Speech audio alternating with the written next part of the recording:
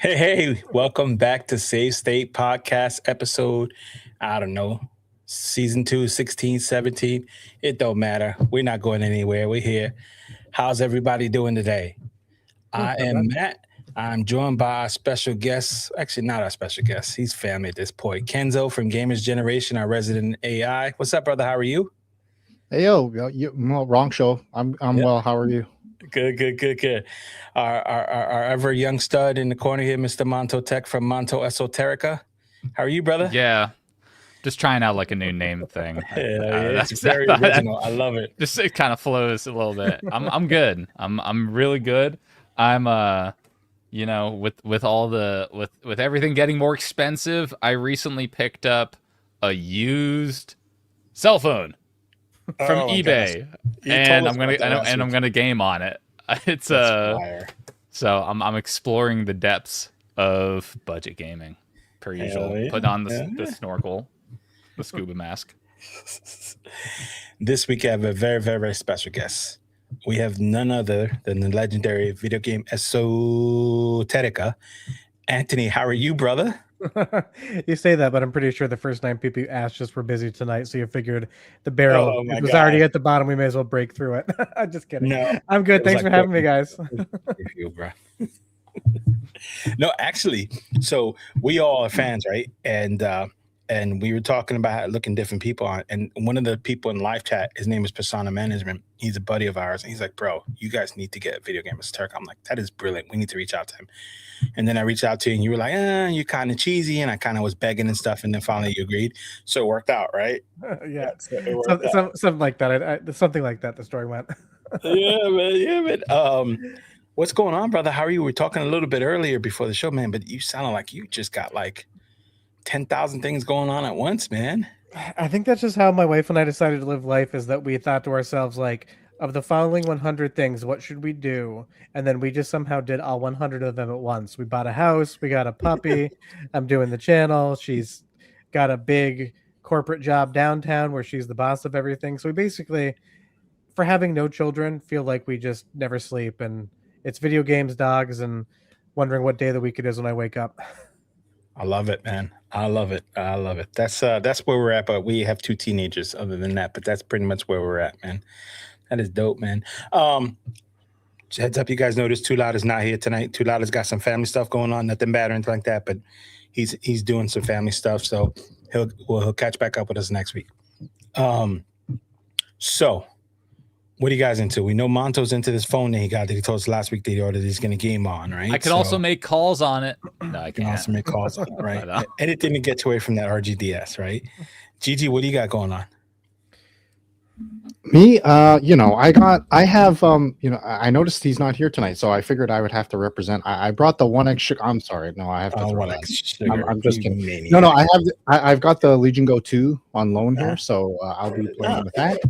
Yeah, it'll be a good time, and it's a little bit of what Video Game Esoterica was talking about, just some madness, just not getting some free time to really do anything. But everybody in the audience probably already knows that game too. So yeah, what about you, Matt? I got a bunch going on. So I've been playing with the Rainier Air Force. So I've had these for a couple weeks, and I got them. And I said, I'm going to game on these. And then I ended up using them for productivity. These go to work with me every day. And people walk into my office, they're like, why are you wearing sunglasses inside? And, I'm like, no, I'm working on a 200 screen. But I started to game on them. And they're freaking cool, man. I'm having a blast gaming on them. And the audio on them is insane, like in your ears. A lot of fun with that. I also got... where's that? I finally got, I think I told you guys last week, I finally got my Odin 3, which just been so super stellar, and I've been playing with it and really setting it up and, playing file manager with it and stuff and having a blast. So somebody in HU community, hey, if you guys are watching, we're all part of HU. Anthony's not part of HU, but we're going to sneak his ass in HU.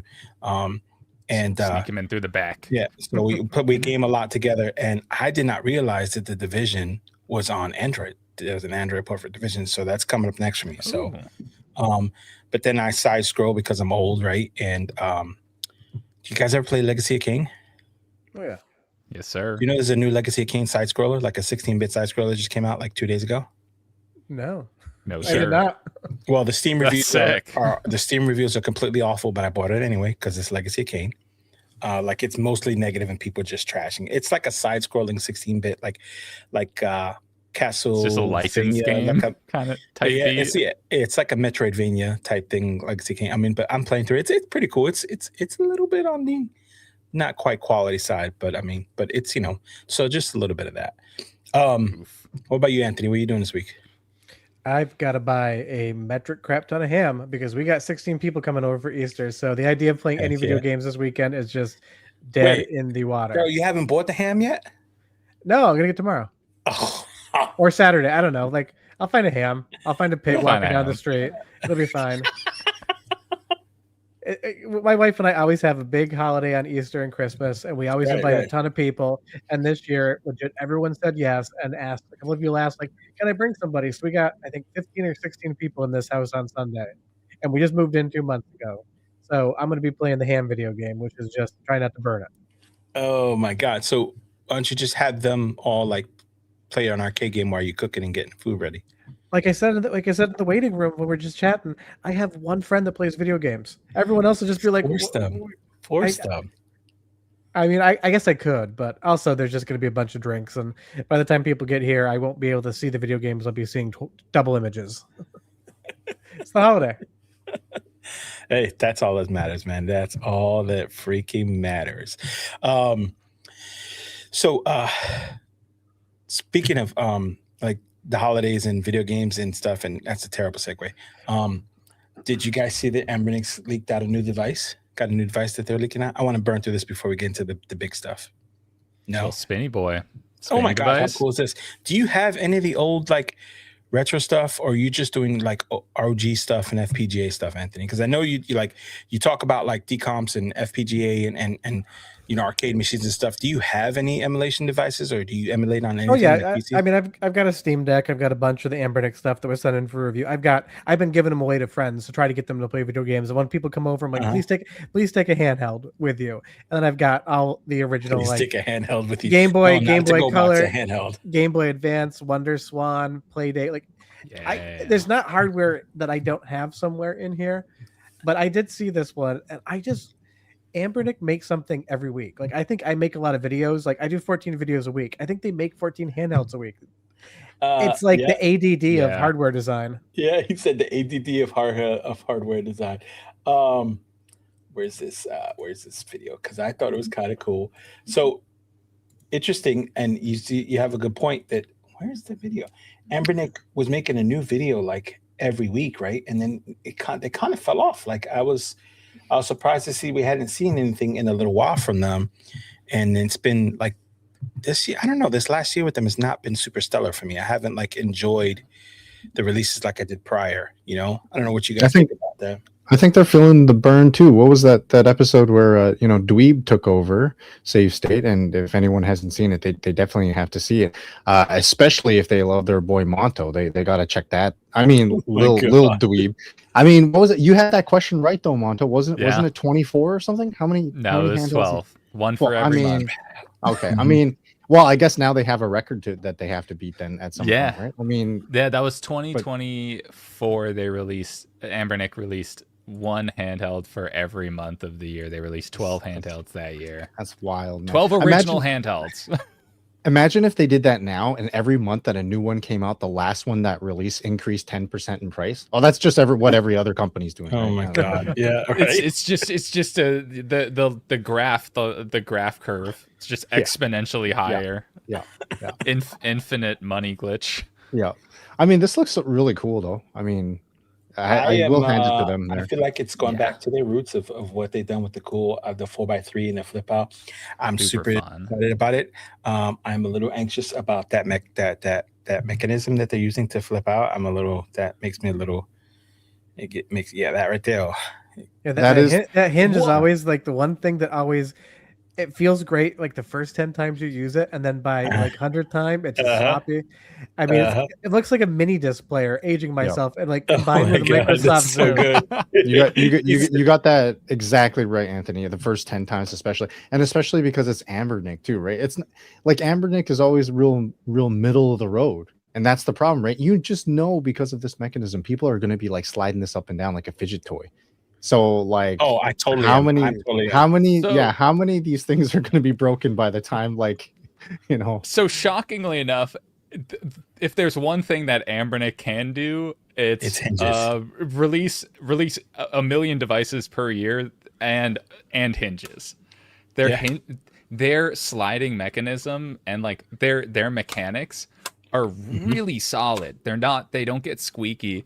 They know hinges really well too. The RGDS, this hinge is like really good.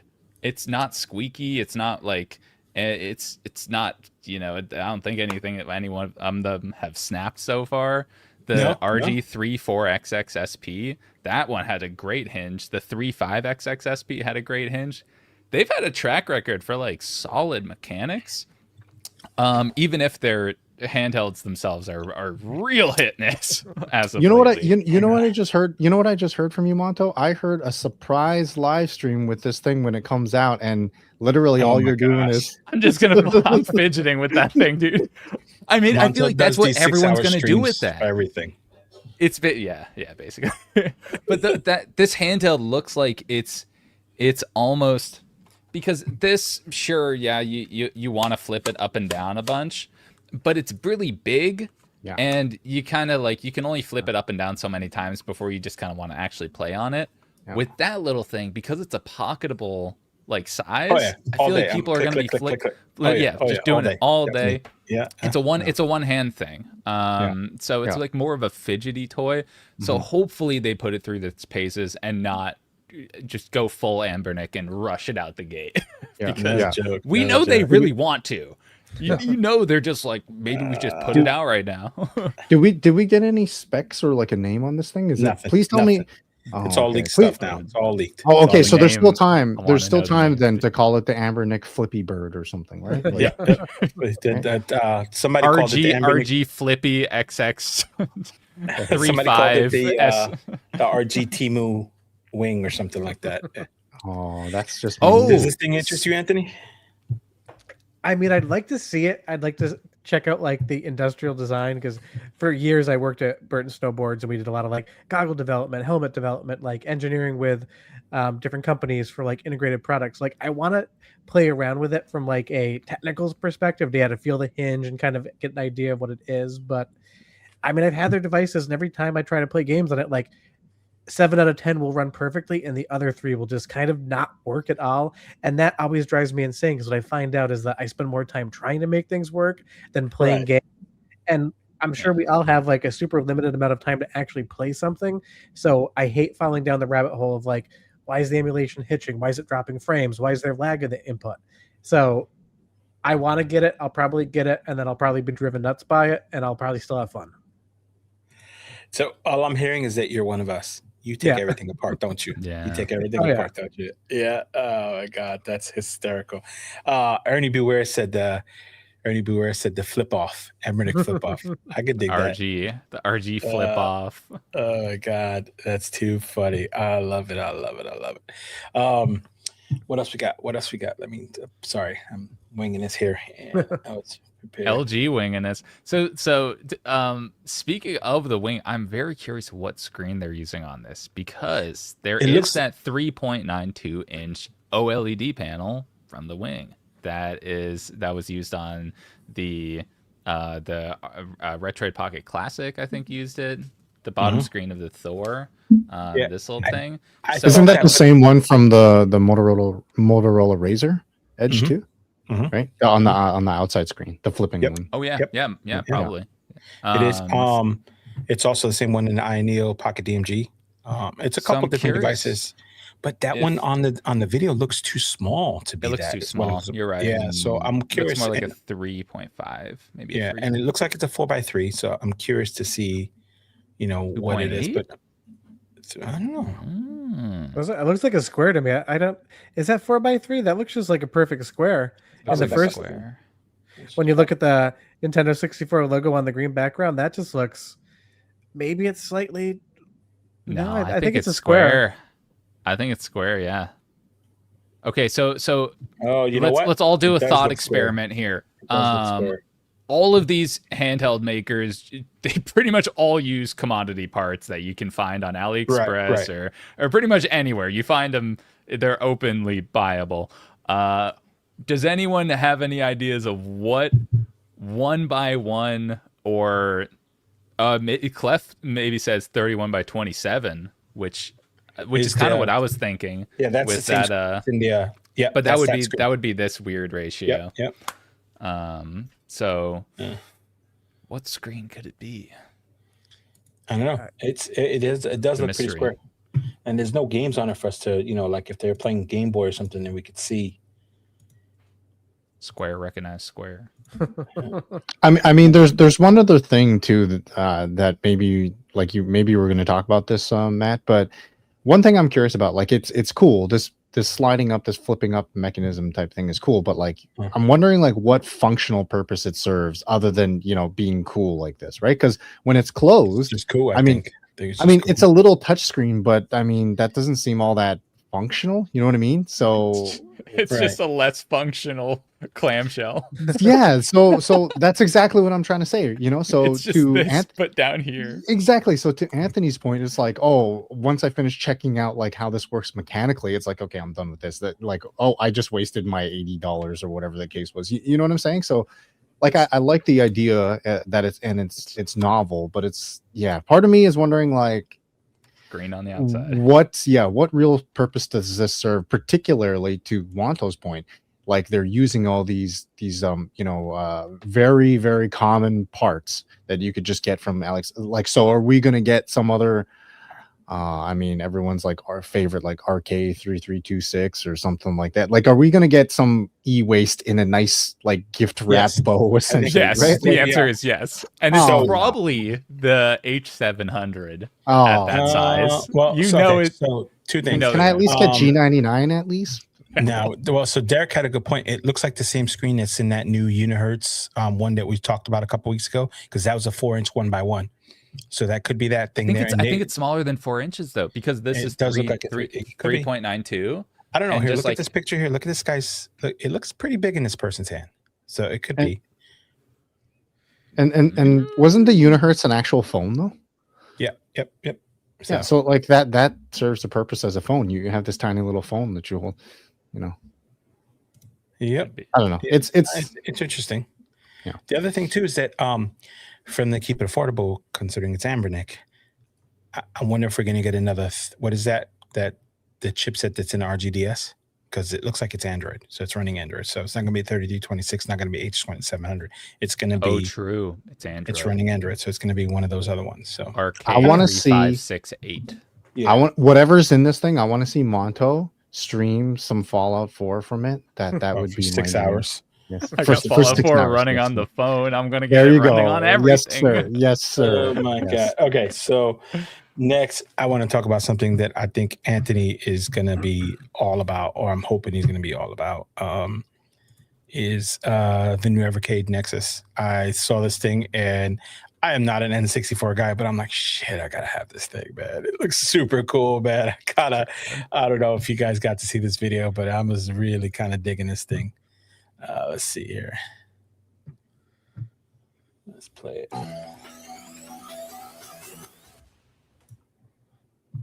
Oh, what's going on, man? Buffering. Oh my gosh. It runs about as well as an Anbernic handheld. Yeah, running off Anbernic. This is the experience of trying to watch YouTube on an RGB. Well, I'm running the whole stream off of my Anbernic handheld, off of my Win 600. This is what happens when Matt buys all the handhelds from the marketplaces and doesn't pay his internet bill. What happened? Play.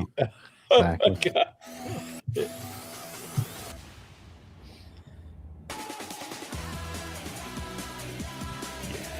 That thing looks freaking awesome, man. Yeah, it did. Probably want to mute that. Oh god. Oops. I don't know. It looks like one of those old Tiger handhelds to me. Remember, Yes. for those of us who are old enough, like, Oh yeah. it's got those aesthetic. Like, I'm not trying to drag them, but colors other than black and red do exist, and people do like those colors. To me, it's just got like this like late 80s, early 90s vibes, and not in the ways that I love. But I mean, who cares what it looks like? I'm just entertained that somehow Nintendo 64 is popular again. It's like having this massive resurgence. We got Analog 3D, we got the Mr. FPGA Corp like the last 18 months. Mod Retro has one coming out. Like, there's all these recomps and PC ports. Like, for years, people would just be like, N64 is garbage, it had a low frame rate, looks like Vaseline. And those things can and are true, but like suddenly in like 2025 and 2026, people just got tired of living real life, and they're like, you know what, Nintendo 64 is how I'm going to get through the next like day, week, month, and that's what's going to keep me happy. So I'm not surprised they're doing this. That's I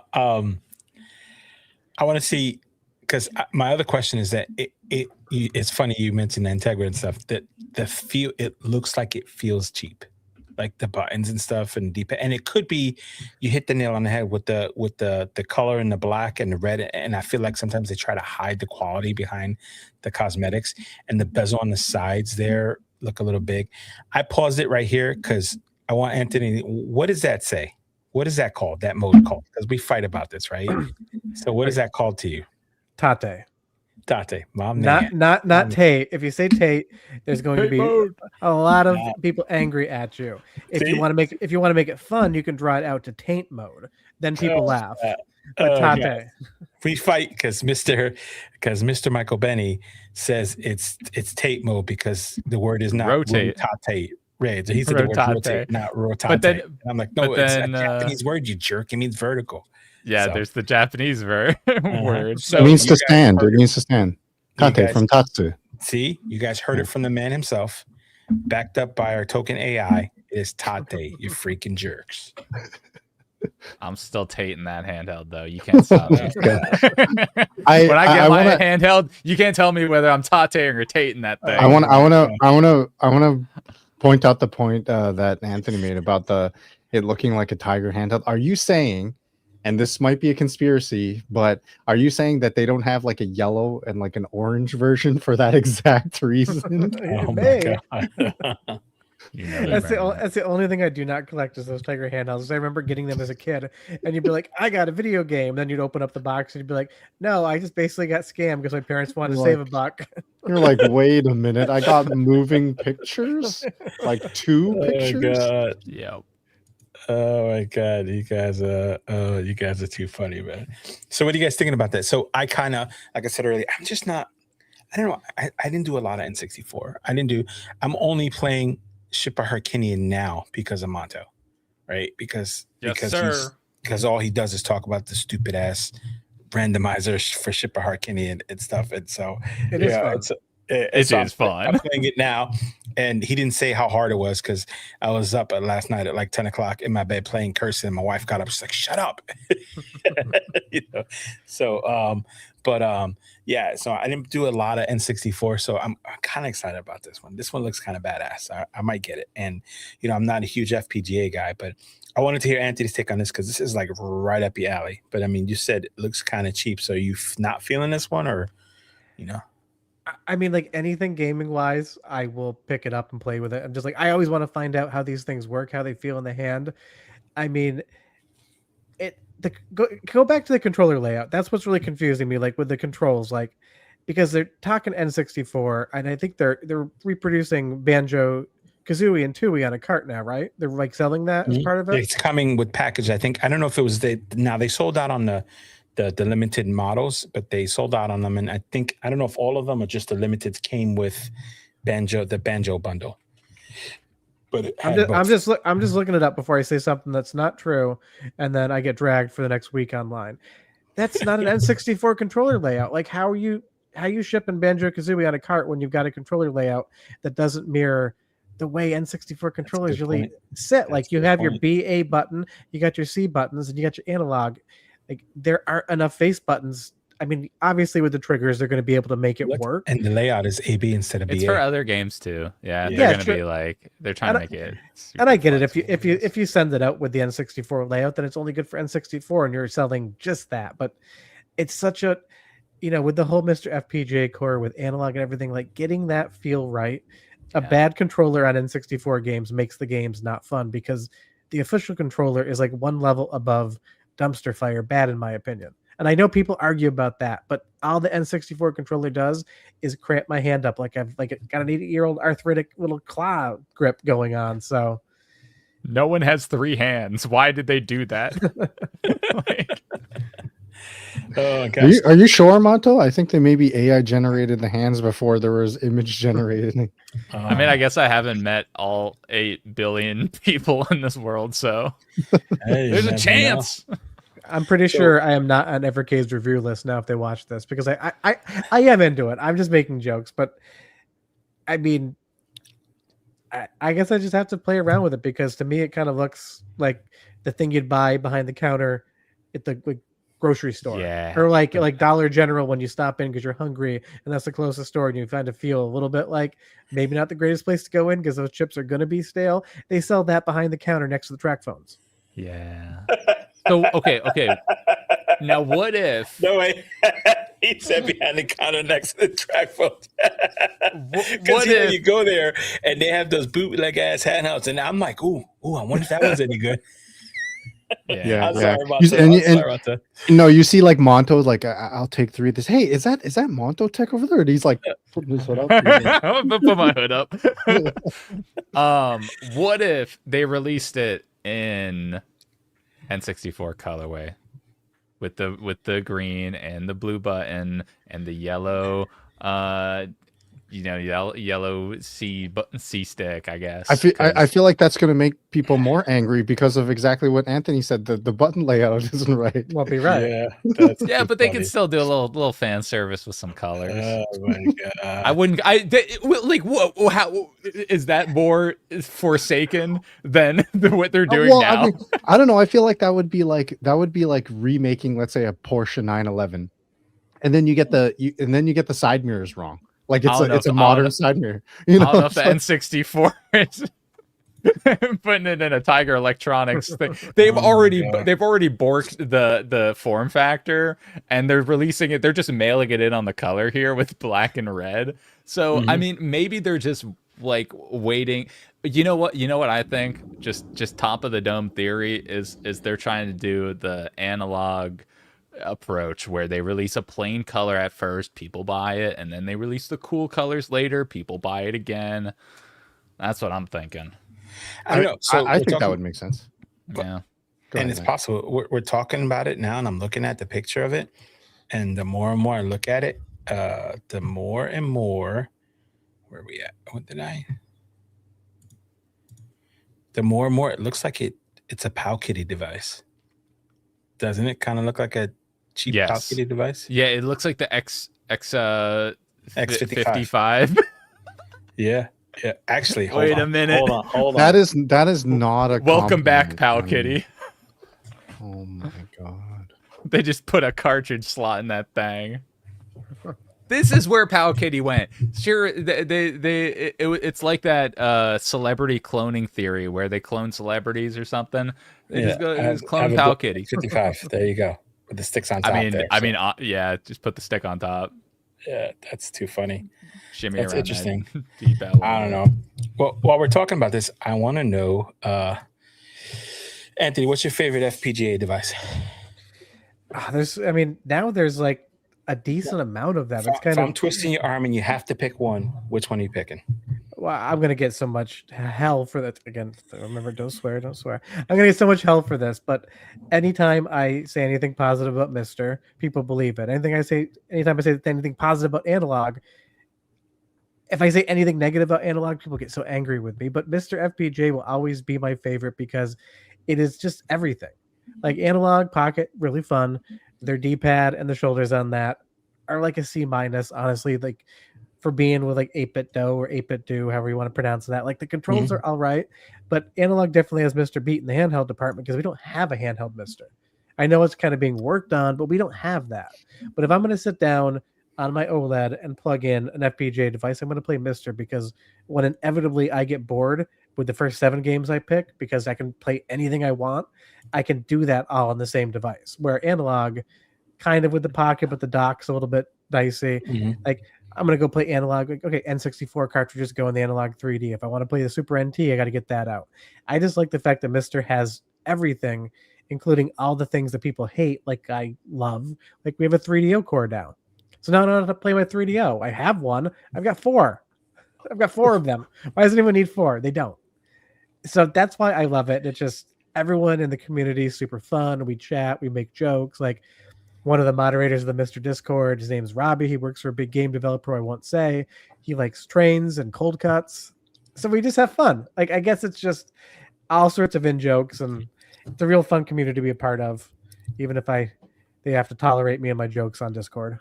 That's fair. That's fair. Monto, what about you? You have an FPGA? Because you have any FPGAs? Yours is all OG equipment, right? You have all original, man. So because I'm either do software emulation or original hardware, and I don't really touch the original hardware because I'm usually just doing software emulation on handhelds. But I am interested in hardware emulation. Like, FPGAs look tight. It's just, it's a whole nother thing. It's a whole nother thing to go down. And like, But that's why I'm on a different wavelength. That's why it's fun, because we don't buy things to play games on them. We buy things to set them up to get them ready to play games on them, and then we put them away and buy a new thing to do the same setup again to not play the games. So really, it's just doubling down on your fun. Yeah, you got a point. Really, side note, not to derail us, but Anthony, they're still in live chat talking about it being a CVS behind the shelf. I was thinking the CVS. I'm like that. I go to a CVS right there. Oh my God. Give me that POS. Gigi, what about you? You don't do FPGA, right? Are you not into that? No, just no. I'm in the same boat as Monto, really. Like, I'll have, if I have original hardware, a lot of the original consoles I have there, it's like at my parents' house, but I'll have original systems too. And if I were to go down that route, I would probably try and use like something to like upscale it to like modernize that signal type deal rather than go with FPGA. And it's not because I don't like the idea or the concept behind FPGA. Like, dude, everybody's making these jokes about this being CVS, like you know, checkout line, like handheld at Walmart. But like, dude, you didn't talk about the price. It's up for pre-order right now on Best Buy. Oh, yeah. Do you want to? Yeah. Do you want to say how much it is? Do it. No, let them hate you more. Not me. What do you mean? You'd be the messenger, brother. Well, it's $200. It's $230. Oh, that's wait. Best Buy is offering a sale on the pre-order. I thought it was $230 walking out. Maybe it was. Cheaper. Maybe it might have been for that limited edition ones. But yeah, $200. Yeah. So right now it's $200. It's $200 with Banjo-Kazooie double pack. But like, here's the thing. Like, that's really expensive. Like, I'm not saying if you went original hardware and you got the original cartridge that it would be any cheaper. If anything, original cartridge would probably be more expensive. Especially if you're trying to like have a decent enough library. That's just like one of the things. Like, I respect the hell out of this. You know, this game, the FPGA game, is just not a game that I can afford, given that all the other things are already out there, and I truthfully have too many hobbies as is. That's my life story. But here's the thing: for less than the price of that, you can get a full Mr. Triple Stack that will play hundreds of cores. Like, you can get in below that price. That's why I'm always amused by, like, I get it, the screen expensive. I used to work in injection molding with goggles and stuff. Like, those things cost money unless they're buying a reference design off a line somewhere, which they could be, and then it doesn't cost as much. But you can do a whole Mr. setup for less than the price of this. And it's FPGA based. I mean, N64, Sega Saturn, PlayStation 1, like, there is nothing that doesn't work on it. And that's why people really think, like, oh, FPGA, like, it must be exotic pricing. Like, it must be $500, $1,000, like $180 top end to get a basic setup. Right. And then you just plug it into your TV, you plug your controller in, whatever you want, and you're playing it. That's what one of the number one misnomers is these have gotten down in price now to under $200. And then when you think about like the CVS blister pack special here that they're hawking, then you realize it's a good deal. Blister pack special. I mean, what you're saying is fair. I mean, I guess I have a tendency to play more, if I play at all, like modern titles, and then if I am doing any kind of experimenting and just want to go down like a trip down nostalgia lane, that's when I would do like software emulation. So Yeah. that's where for me personally it's a little harder to like justify that price. But yeah, absolutely, with the way that the direction is going for pricing of games and stuff like that, it makes total sense to have something like you said, invest a little bit of money and then have this whole basic system set out for you. That like makes ecosystem. sense. And I've got nothing wrong. I love software emulation. I never want anybody to think that I don't like it. Like, it's the best thing ever because it costs $0. I mean, technically, you go out and you bring your legally, you own it on your shelf game to the party. So it costs that much money, but it's free. And it makes it so that anyone can play anything they want. And it's just preservation through and through. So, I mean, all I ever care about is that people play video games. I don't care if you do it on Mister. I don't care if you do it on software emulation. I don't care if you do it on the Dollar General Evercade. It's all cool. I got to stop bragging about the Dollar General. So you're hitting all kinds of segues for me. First, if you had to pick, where do you stand on FPGA versus emulation? I think I know the answer, but because I watch your content, so I want to know what Anthony's stand is on it. And then these guys already answered the question before I asked it, but where do you stand? I mean, like I said, I am fine with the best software emulation can do exactly the same thing that the best Mr. FPGA core analog core can do. You get more instances of better code on FPGA side of things. You get less latency and less overhead. So if I had to pick one, I would go FPGA just because I work with it all the time. I do videos on it. I teach people how to do it. But it is so close in some instances that you would never know the difference. Now, if you go to other consoles that are harder to emulate, the Sega Saturns out there, there's a lot of good emulators, and there's one, Amir, that's being developed right now that I think is going to get to the point where it rivals real hardware and FPGA, and it's getting there quickly.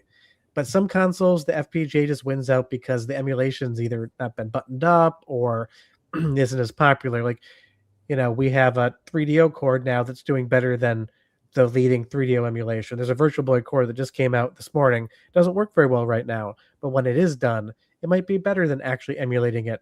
So someone's gonna be mad at me no matter what I say. So I'll just say that I like FPGA better, and I'll wait for the complaints. Please send all the hate mail too. Oh my gosh. To Matt at Digital Jedi Gaming. If he doesn't, yeah. Just forward it on now to Matt. Yep, I'll have my AI Gamers Generation filter it all out and just ignore it. It's all going to be forwarded to Takudon. Yeah, fair enough. Yeah. You don't even want to see the emails I get on a weekly basis when people are upset. There. Oh no. Interesting humans in the world. Oh my gosh. So I'm a software emulation guy, and it's way more basic of a reason because, like I told you earlier, right? I'm an older guy. I have a ton. I mean, I have NES and pretty much everything up below it sitting on the shelf over there. I don't touch any one of them because I love save states and I love cheats. That's it. That's it for cheats me. guy.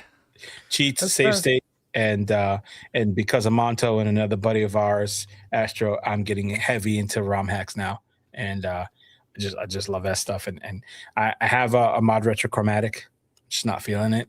You know what I mean? I'm thinking about getting one of these Evercades, but now that I don't want to get it and then see it in CVS for $30 after I spent $200 for it, so I'm a little bent out of shape about that. But I was thinking about getting the Virtual Boy attachment for my Switch 2 because that was cool. I know it's not the same thing, but you mentioned Virtual Boy. I remember as a kid having a Virtual Boy and only being able to play it for like 15 minutes before you start to get headaches and stuff like that. But yeah, I do remember that, so I'm kind of interested in that. This thing. Yeah. Can't play the 3D for more than 10 minutes. See, Selfish said Jedi won't play a game. He can't cheat at playing. You know me well, brother. So I did hear about Ymir. What I was interested to see, one of the things I read, they said that it's going to need like more power than the Beetle. Was it the Beetle core that RetroArch uses to get it to work right? and or even more than Yabashan Shiro 2 or something. They were saying it's going to need a lot of power, but I did read that they're saying it's going to be super accurate.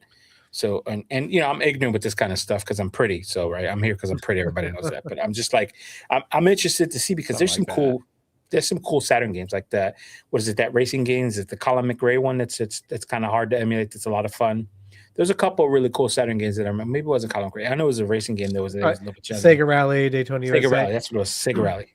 I mean, Saturn emulation's gotten a lot further along. I mean, I can't remember what the overall specs are on a mirror because I mean, my PC is for editing. It just happens to play video games, but of course it's way beyond the spec of anything. But I mean, it's getting internal rendering resolution bumps now soon, and it's going to get some graphical enhancements. But I mean, Saturn was always for the longest time kind of the like final boss of emulation on consoles. But I mean, I guess if you don't have like a potato PC, you should be able to get some decent performance out of it. But the accuracy, like it has become in some games the best way to play Sega Saturn if you're using emulation. And some games still have a couple glitches. So I'll go over to MedDefend because I will use software emulation to capture if I think it's going to be quicker for my workflow because, you know, Mr. Software Emulation, Real Hardware, whatever gets me through the work quicker is what I'll use. So Saturn is getting to the point now where I feel like I can use software emulation for a video if I wanted to. If you wanted to. That's if I wanted to. If you wanted to. So that's interesting. We'll have to see where that all goes. I don't know. I don't know where to expect to see in the future. I think it's all getting better, but I'm now kind of, I'm not gonna lie because I'm impulsive. I'm kind of interested in looking at the Mister. I just pulled it up. I was looking at the one thing. Something else that's kind of cool for a lot of us is with the Mister stuff. If I remember correctly, there's a lot of parts that you can 3D print, like cases and stuff for that, right? Isn't that becoming a thing? Oh yeah, there's tons of different prints out there. You can make your own case. You can buy aluminum cases from company Mr. Add-ons. You know, Takeudan Retro Remake have their stuff. There's a vendor for everything, and then there's a do-it-yourself plan for it. You can do everything from 3D print a case, put a quick USB on the Go hub on there, and be playing, or you can get like full-on custom aluminum. Look at that! Yeah. Look at that thing. If we're going to talk about that's a Monto color right there, dude. Show the logo, even if it is backwards. Yeah, like, you can make it whatever you want, and then hold on. You can go like this. That looks like a PlayStation 1. That's the new one? That's the new Takeudan one? No, the Superstation's, but here, let me get it. I mean, he sent it to me for review for free, so at least I can do is show the thing on camera. Do it. Now I need to hear the whole pitch for FPGA and how it works outside of like the base technical level. But what are we looking at here? So that's this is the Superstation 1. So it's legit, fully injection molded. It's just a console. Like this is what a lot of people have been waiting for. I should move the microphone back to my mouth. People just wanted to open up a box that felt like they were buying something at the store, that they didn't have to worry about having cables coming out of all ends. Just controller in the front, party in the back, you're playing Mister. So there's a lot of different options for everybody. From full design, like 3D print, solder, do it yourself, to buy it in a box, open it up, put it in front of your TV. When it comes to FPGA emulation, what's that? Is that an OG? That's a PlayStation. Yeah, it's an OG. It's a PlayStation 1. Very accurate. Sick, PlayStation dude. 1, but yeah. Hell yeah. So how does, I know how hardware emulate. Well, first off, for anybody who's not familiar, can you explain the difference between FPGA and software emulation? High level. So high level is, I think I explained it with Skittles or M&Ms in a video one time because I always use food as an explanation. FPGA does things in parallel, the same way that hardware would. So you have all these different things that have to happen, and they can happen at the same time. Software emulation does those one step at a time sequentially. That is really the only difference in like the high level how it works. Now, if software emulation isn't done correctly, you can end up with latency. You can have a 1 or 2 frames of lag because of that. If you have a really low end PC, you might end up lagging your software emulation because it requires a lot more horsepower to get that same thing to run. Where FPGA, I think this runs on like 20 watts. It's nothing. So you can get really good results out of it, and you can get lower latency, especially if you're on a CRT. And that is the nice thing with FPGA, unlike software emulation. You have analog out, you can do composite, component, SCART, RGB, S-video. It really makes it easier to play on a CRT, because I've got my 20-inch Sony PVM in the back, I've got a 14-inch under that, and a VGA monitor over there. Software emulation on CRTs from a computer is a pain in the ass. Like, it's just always a fight. With this, it's like plugging in legit a Super Nintendo to your old 2 TV back in your bedroom in the 90s. So if you like CRT gaming, it is de facto the easiest way to get a signal onto it. That's so sick. Yeah. So that seems like it's the big thing, is twofold, is basically as close to original hardware as you can kind of get without getting original hardware. And then also when it comes to latency and all that, and you can plug it into CRTs instead of having to go backwards from like HDMI or all these newer outputs. And then when it comes to programming them to play different consoles, how does all of that work? Like, how do the cores get made, or how do you, the end user, switch? How do you, what does the end user do? I get this FPGA, it's in my palm. What do I do next? So all you do is so you go to the core menu. Think about like on your software emulation handheld, you got CPS2, CPS3, MAME. You pick your console, and it loads up into a menu, and you pick a game. It's the exact same thing on FPGA. They're just core files, and all that does is the code, Verilog or VHDL, that reprograms that FPGA to then become that hardware. It is as quick and as streamlined as what you do on software emulation, which is you just pick your console, your handheld, your arcade core, your computer from a list. You hit OK. A second later, it's programmed. You go to your game list. You hit OK again. The game pops up. You play. It is the same. The front end on Mister isn't the most attractive thing in the world. It's pretty rudimentary, so you're not going to get like that super flashy, wallpapery effect with all of the bells and whistles of software emulation, which I like, because anytime they're like, oh, what about box art? If I'm missing one piece of box art, I definitely have to go find it and fix it. Where on Mister, that doesn't exist right now, so I don't have to be bothered by it. So some people love it, some people hate it. But it's as quick and easy. So that's kind of how it works. So essentially, it keeps your OCD in check. Yeah, basically, you don't have the option to make it look pretty. Therefore, you just go play a game.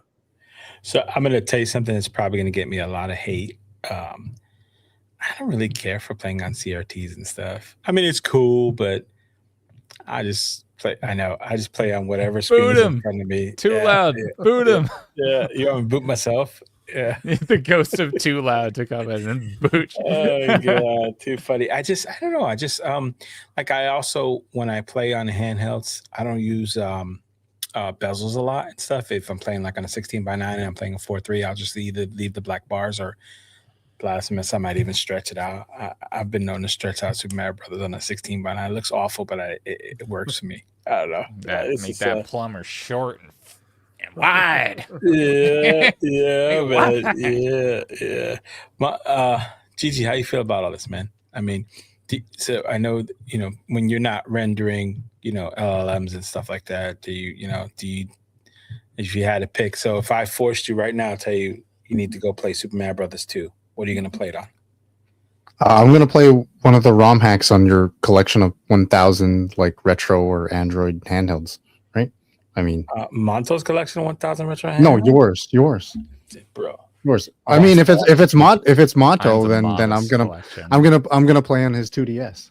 On his 2DS. Goddamn right. Oh God. Yeah. Keep that thing on me, my holster. No, it's like I mean, it's just like I was saying earlier. I understand. The allure of it. I understand like why it would be that case. I mean, especially if you're enthusiast, those couple of frames that Anthony was mentioning, that can make a difference. Like I'm not even gonna lie. Like, I'm way too casual for me to like care about that, because like I'm not in any reality going to be doing some kind of speed run or something like that. That's not happening for me, and like straight from a preservationist standpoint, I think there's a ton of merit in that just in itself, because like I was talking about original consoles and like how, you know, if I were to go that route, like I would probably try to go and use some original console, maybe use like retro tink and then like upscale it and stuff. The thing is though, that has a lot of hoops to jump through. And like, you know, Anthony was talking about, you know, these FPGA systems and just connecting them to this the CRT.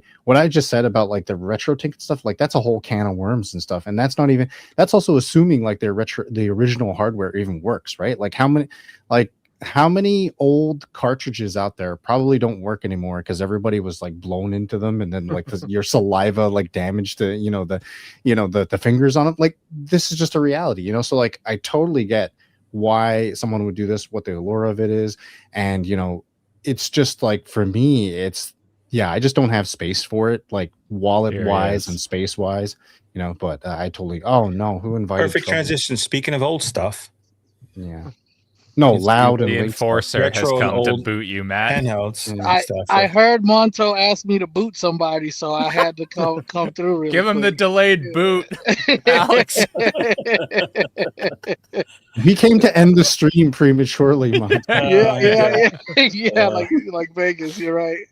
Oh, dude. My God. I really just wanted to come through and say what's up to everybody, you know, and tell you guys it was a great show so far. I've been watching as much as I can, and Mr.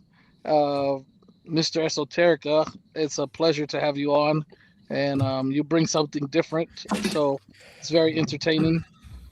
And I'm sad that I couldn't be here to kick Matt a lot earlier, probably like in the first 5 seconds of the show, but you know, it's all good. I'm glad to be here. Yeah, thank you, man. Thank you.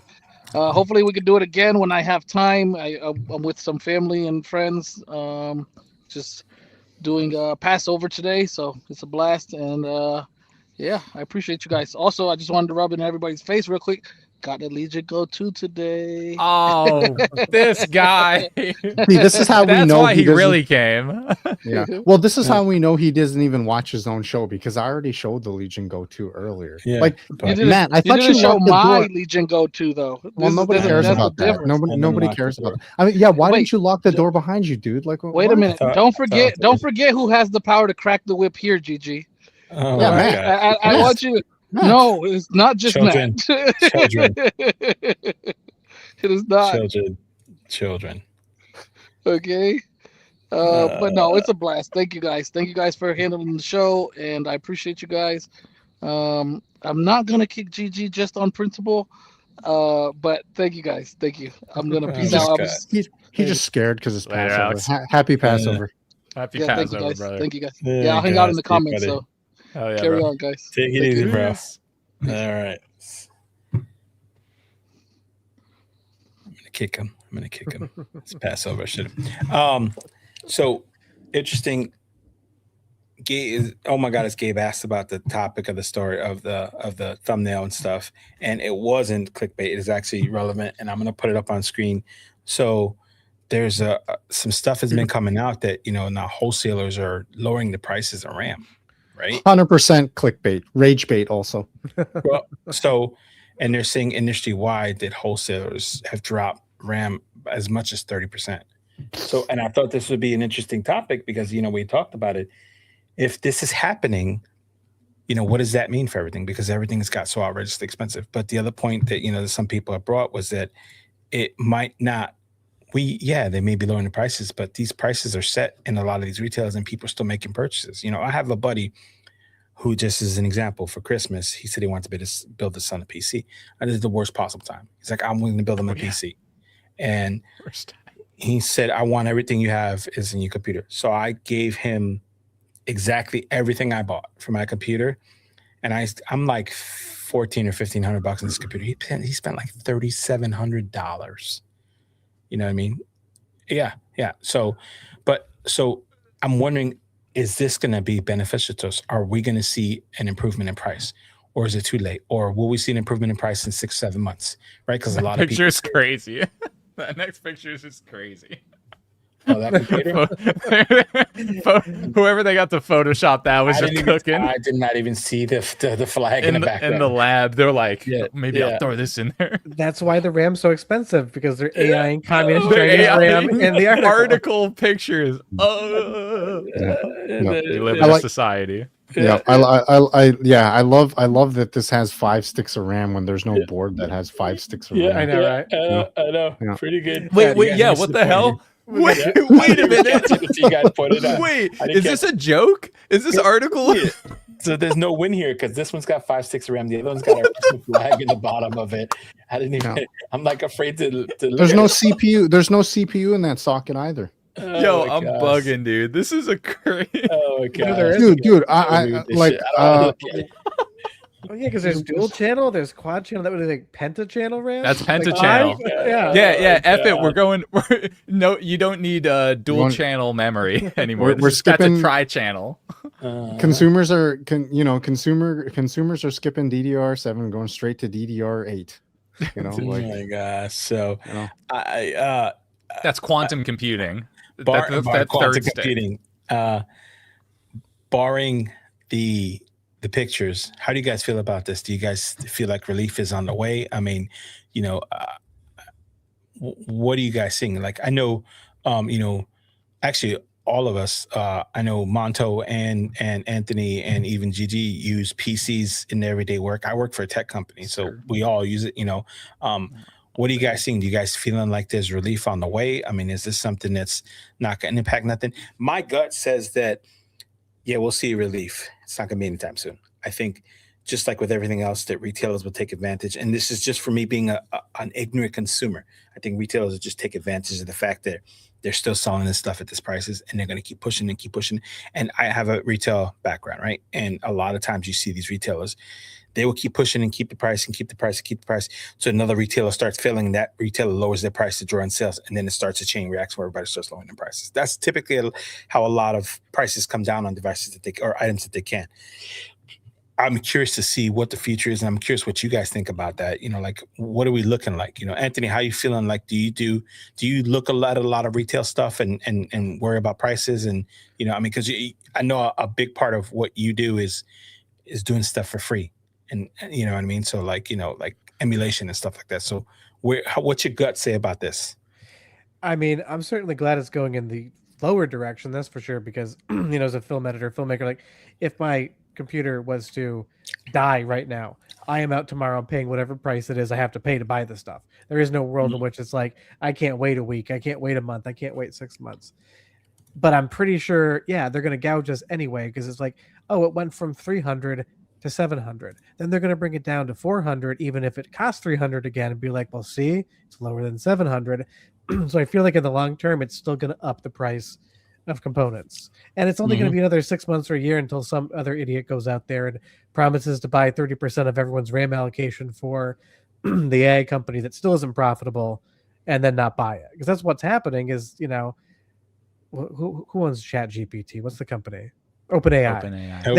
They made all these commitments to buy these entire allocations, but they weren't legally binding. They were just intents, like letters of intent saying we're going to buy this stuff. And I mean, and look what just happened. Disney pulled their they had like some insane investment in Chat in OpenAI, and they just pulled it. So I mean, it's a bubble and it's going to burst. And my father-in-law bought Nvidia stock so low. He loves to talk about it every time you see him. He says, "Have you seen that Nvidia stock lately?" And I'm just like, Bill, it's time. You got to jump out, because that bubble is getting bigger and bigger and bigger, and it is going to pop. And I'm just wondering what else it's going to take with it, because so much of the economy now is based on this, you know, Skynet Johnny 5 robot that gives you funny answers and makes memes. And once that's not profitable, how many people that don't work in AI are going to be in the breadlines waiting for their daily ration because AI took out the economy? Because that's how big it is. It's not just going to touch computers, or it's not just going to touch, you know, the tech industry. It's going to wipe out entire companies that just maybe are too heavily invested in that. So Johnny 5 is coming to kill us all in our sleep. That's what's going to happen. Let me sidetrack us. I love that he just aged himself, and I realize I'm not the only old guy here. And you see, look on Monto's face, he has no idea who Johnny 5 is or what the hell you're talking about. No. So I love it, bro. You really don't, Monto? I don't. Johnny Five Oh Alive? my gosh. Short Circuit? Gigi, No. you know who Johnny Five is?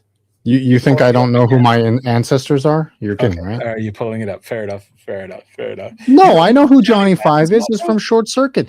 Short Circuit is also one of the few movies that actually has brown face in it. Oh my Believe it or not. god. Yep. Oh. Yeah, I went there. That's because you accused Jamie, me pull of that Googling. up. It's been a minute since I watched Johnny Five. Didn't realize they had that, but For real. No, like Now, to be trust fair, me, this it's- movie holds up, fellas. No, was, to be- was it Johnny Five that did this though? Did No, the robot no, do no. it? No, Okay, it's then it's still the- fine. it's the scientist that like invented Johnny Five or what. But to be like totally fair, it's like it's respectful, or I feel like it's fairly respectful. It's not done in some like really caricaturized way. Yeah, it's Tropic Thunder type. Oh my god. I mean that was. Yeah, I mean you guys could are probably insane, not man. get away with doing that now, but you know. Anyway, Mm. yeah. Where were we? Johnny Five? Yeah, Johnny Yeah. Five. Oh my gosh. That's where Wally came from. That's where Wally came from. Yeah. Johnny Very good. Yeah, how you walks so know? Wally You don't even know who couldn't Johnny roll. Five. I can't believe you've never seen Short Circuit, bro. Seriously? Do you not? You don't even know the reference? No. This motherfucker. Anyway. All right, Guys, I just watched all. all of Short Circuit while I was gone. Hell That's a yeah. great movie. So Hell please yeah. don't kick me I out love again. it. I love it. I want to change real quick, just something that's cool. And I don't know if this is up you guys' alley. So, and this is what I'm digging. I like to see. So, Raspberry Pi has got a new model coming out, right? Because the Raspberry Pi 5 16 gig is super cool. Price shot up to $250 with all Wait, this dude, stuff. are you seriously just jumping over the whole RAM thing and going to Raspberry Well, no, Pi? this is part. That This is is all part of it. that is It's all part of it. stupid.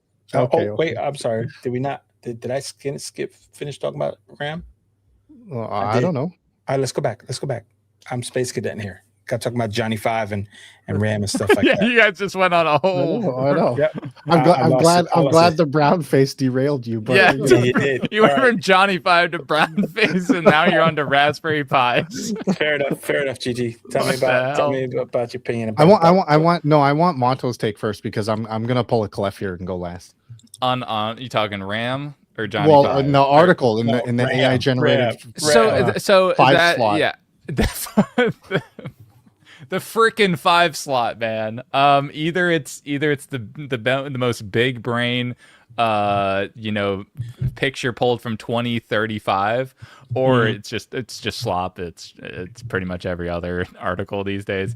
However, I was talking with somebody else a couple days ago about this whole RAM, just everything getting more expensive, because we're seeing it in our hobby now with handhelds getting more expensive.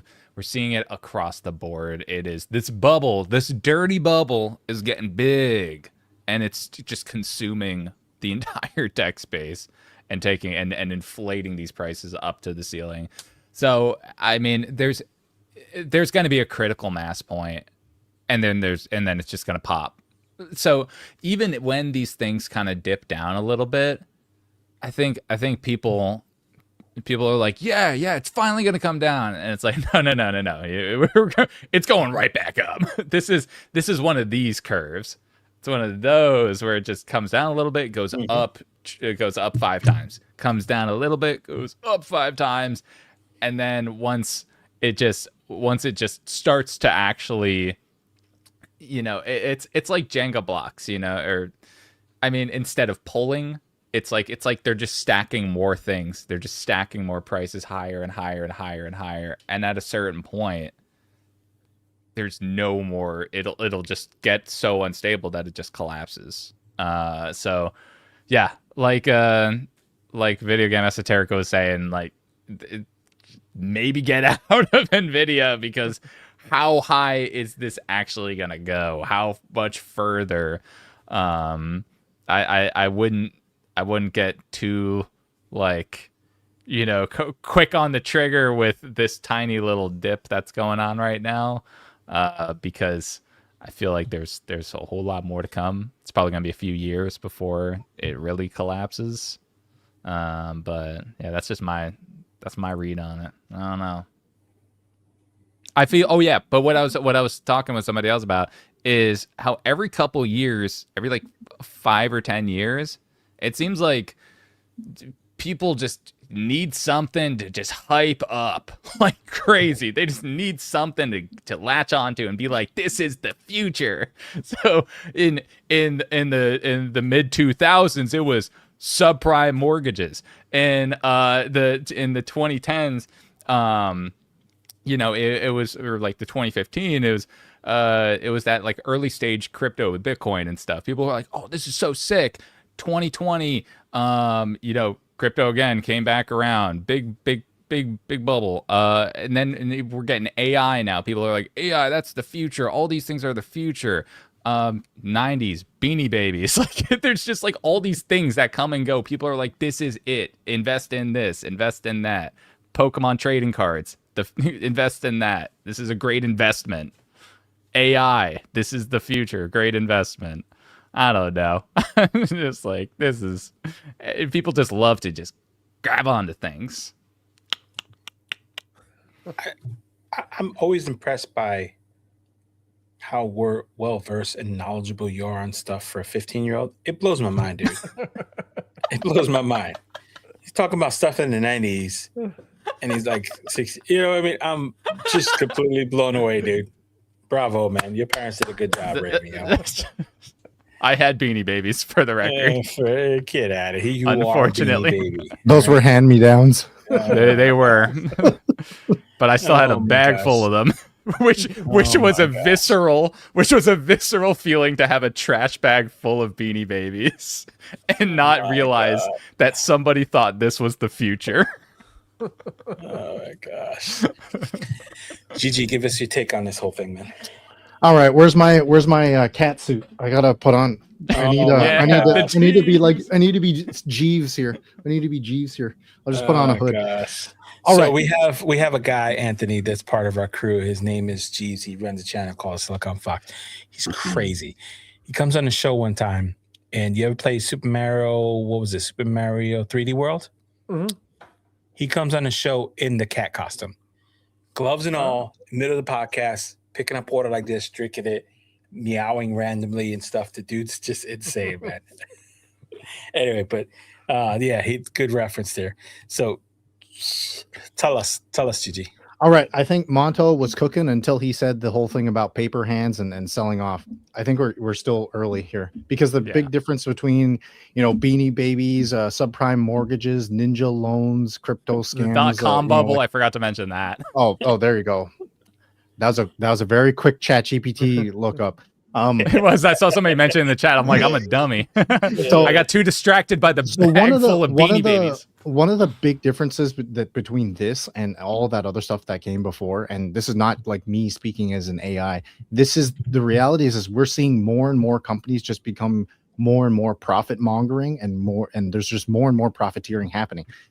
Basically, every company, whether it's tech related, whether it's services related, and like healthcare related, they're all cutting costs in the name of profits, right? Because if an AI can do your job 20% as well as you can, that's good enough for them because that AI long term is going to cost 5% what you cost as a human to employ, right? So that bubble that you're talking about bursting, I think eventually there will be some kind of simmering, but it's not going to be some massive explosion like the .com bubble, like the Japanese economy bubble bursting. It's not going to be like that because exactly what you said too, Monto. I think it's this curve that's dipping and then going back up.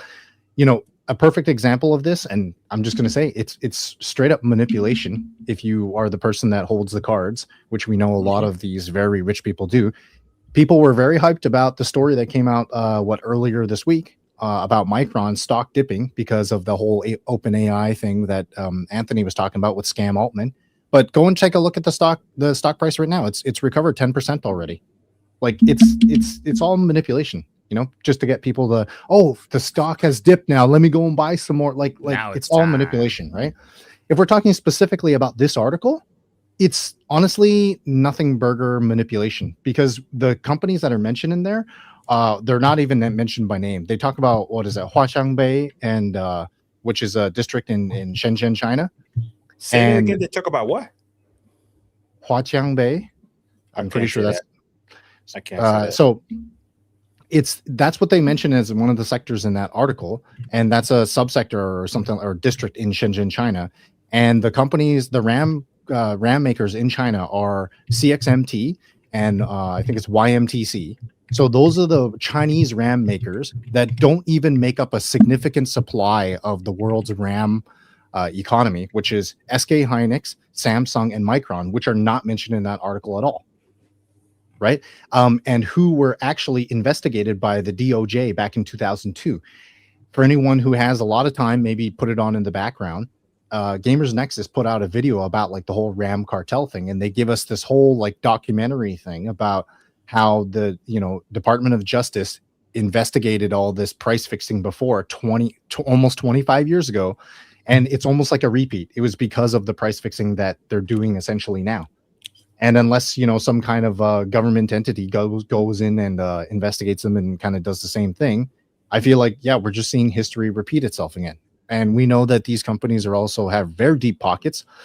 It's not going to be hard for them to just pay someone off and have that person then turn a blind eye. So when it comes to like relief for consumers, unfortunately, I don't think it's. I mean, and this is where I'm agreeing with Monto again. Like, I don't think we're seeing anything for a couple of years, and even when it's like a couple of years, don't expect like things to like come back to any kind of normal level. Like when we're talking about like prices of stuff, everybody's probably seen PS5 prices going up. Like that's just like a normalization. Russ from Retro Game Core was saying that's probably just a normalization to get us used to the sticker price of a PS6. It's like, oh, well, PS6 is new now. It's $1,000. That's a great price because a PS5 Pro was $900. It's like, well, was it really? But no, people don't remember that, right? I think to Monto's point about people just latching onto some hype, like people are like goldfish. They just forget about it after a couple of years, and it's like, oh, let me hop on this new thing. Anyway, that's my rant. That's great, and it's a really good point because Russ did say that, and if you guys saw it, he was talking about it. I was wondering because when do consoles or tech like that go up in price? Right? They don't. 6-year-old consoles don't go up in price, but maybe that's kind of the new ploy with the business thing. Well, let's raise the price of this so that when the new one comes out, it doesn't seem ridiculous. There's a valid point to that, which is a little bit crazy. But. And to be fair to like, I don't understand or know a whole lot about the architecture itself. So maybe Anthony can correct me on this. When it comes to like the parts that are required for like these consoles, and definitely for like retro handhelds and like Android handhelds, they use a lot of similar computer components. And these smaller companies like Anbernic, they understandably can't make these large batch orders. They have to pay like a closer to market value. But like big players like Sony, they can lock in these contracts long term. And if they can't, they would say something like they would say something to Samsung or Micron. Okay, well, if you don't want to sell us this RAM at this price, I guess you guys aren't getting any TVs or whatever. Like it's very easy for them to play that game, but like Anbernic, they can't do that, right? Interesting. I mean, they could definitely lean that because PlayStation 5's 16 gigabytes, of RAM. It's got a hard drive in it. But like the rest of it, like the APU on the AMD side, that's not a new part. They've been rolling that thing into anything they can possibly think of. Because PlayStation 5 was nothing more than a mid-tier, budget PC back then. It's just we put it in a case that kind of looks like my air purifier on the floor, and we sell it to you, and we just basically forget to make any good games for it because it doesn't matter what the price is. It can't sell a $900 console if they don't start making better games for these things. And that's what drives me nuts is that, I don't care if it's 500 or 900. I just want something fun to play on it. And this generation's been one of the most boring paint by numbers. Everything is just trying to capture the success of the last game that we've had for like the last 3 years. Like that's why I keep saying in videos, like retro gaming's making a comeback. And it's not with people like me who play it all the time. It's people that are in their 20s or early 30s being like, I'm sick of paying $80 for a game that feels like 80% a copy and paste job of the last 3 games I played. So they go into retro and they're like, hey, what did PlayStation 3 have? And I don't care. PlayStation 3 is retro. If it's old enough to drive, it's retro. Like if a console can go to a bar and buy a drink, it's retro, even if it did 3D. Dreamcast can drink, definitely retro. But that's why people keep getting into these older games because they're just so tired of paying top dollar for things that just they've already played 4 times before. So I don't really care what the price of a PlayStation 5 Pro is. It's not worth it. It's not worth it at 700. It's not worth it at 900, in my opinion. No, that's a great point, Anthony. I think something to that regard too, even though it's very subjective, that what I'm about to say anyway, is that like a lot of those retro games that you're mentioning, like they don't nickel and dime you for the experience. Like everything now is like a lot of things now are like live service, right? So it's like you pay for this thing, and then a year or two later you get some kind of expansion or something, and it's like paywalled behind something. And those old games, like whether or not they had DLC, they felt like complete packages, right? Like you were getting this, you bought this Zelda game and you got like a 30 to 50 hour experience out of that, right? And you know, you kind of knew what you were getting. Whereas like it almost feels like there's a lot of bait and switching that's happening now. It's like you get this amazing looking game trailer, and then you go and buy the game for $80, and it's like, I guess the trailer was actually the whole game. Yeah, You know, it's there's like nothing. It's like when you see movie trailers and you go to the movie, you're like, oh, you put all the funniest jokes in the trailer because the rest of it isn't that fun. Yeah, exactly. And I think that's kind of what you see in like, even with retros. Like, I have so many hours a day to play a video game, and what I hate is I try to jump into a new game and it's like it's an hour of tutorials. They will not trust that I know how to play a video game, and by the time I'm done with the tutorial, I'm out of time to play a game. I'm just like, I just want to press some buttons, see some cool stuff happen, and then leave for the night. So a bunch of different things. You made me think of a question. Do you guys of this generation, so to speak, of console games or whatever, do you guys have a game that you've really enjoyed? And what made me think of that is that when you're talking about PlayStation and stuff, so it doesn't matter how expensive or how inexpensive the console is. If it's not a fun experience, it's not worth it, right? If they drop the PS5 down to $300 and the game selection sucks, then it's not worth $300, right? So now with the prices going up, and you bring up the point, is there a game in this generation, PC or a console or anything, that's really stood out to you that's been fun? You know what I mean? So, Monto, tell us, is there anything that stands out? And I know it's a dumb question for me to start Monto because he doesn't play current games at all. He's in game. It's incredible that this 13-year-old kid doesn't play current games. He doesn't play Fortnite. He's a perfect, but you know what, Matt? He's a perfect example of exactly what Anthony was talking about. Yeah. You know, he's young blood that's not looking to play, the latest Fortnite event and, like PUBG, if people still play that. Yeah. Like he's going back and playing these games that are probably older than he is. Right. They came out at the same time that Short Circuit came out, or like, before that. Right. Yeah, so like he's a perfect example. Oh my gosh. What about you, Anthony? Is there anything current that you've enjoyed in this generation? I mean, for me, a game like Astrobot is the perfect game to sell a PlayStation 5 because all they did was take a classic formula, a 3D platformer, they made it prettier, they made it bigger, they made it better, and it just let you play the game. You turn Astrobot on, and within 5 minutes, you're charmed by it, you're playing it, you know everything you need to do, and then there's like another 15 hours of gameplay. Collect all the different Astrobots on the stage, run through it, and finish it in 6 hours. It doesn't matter. It was fun. Elden Ring, I had a ton of fun with, even if that game drives me insane, just because it kind of feels like the evolution of like playing a Contra or another insanely hard game like Ninja Gaiden on the NES. I get that same challenge and anger and excitement for getting through a stage, but it just looks a lot better.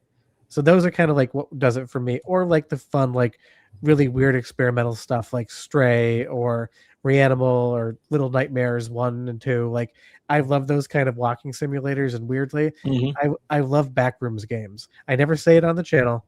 I never talk about it online, but the walking simulator backrooms games that they sell for like $2-3 on Steam, I will play those just because they're weird and they're different. And I'm seeing something. I mean, now there's like a proliferation of them now, but when they first started coming out, I'm like, hey, this is new and fresh. It might not be that much of a game and it might not be that fun, but I haven't seen it before. That's why I like those. It's just because at the start, it's like I get to experience something new again, where I felt like so much of gaming was just, let's try to be the next Soulsborne. Just let's try to hit that jackpot. So you said something that triggered.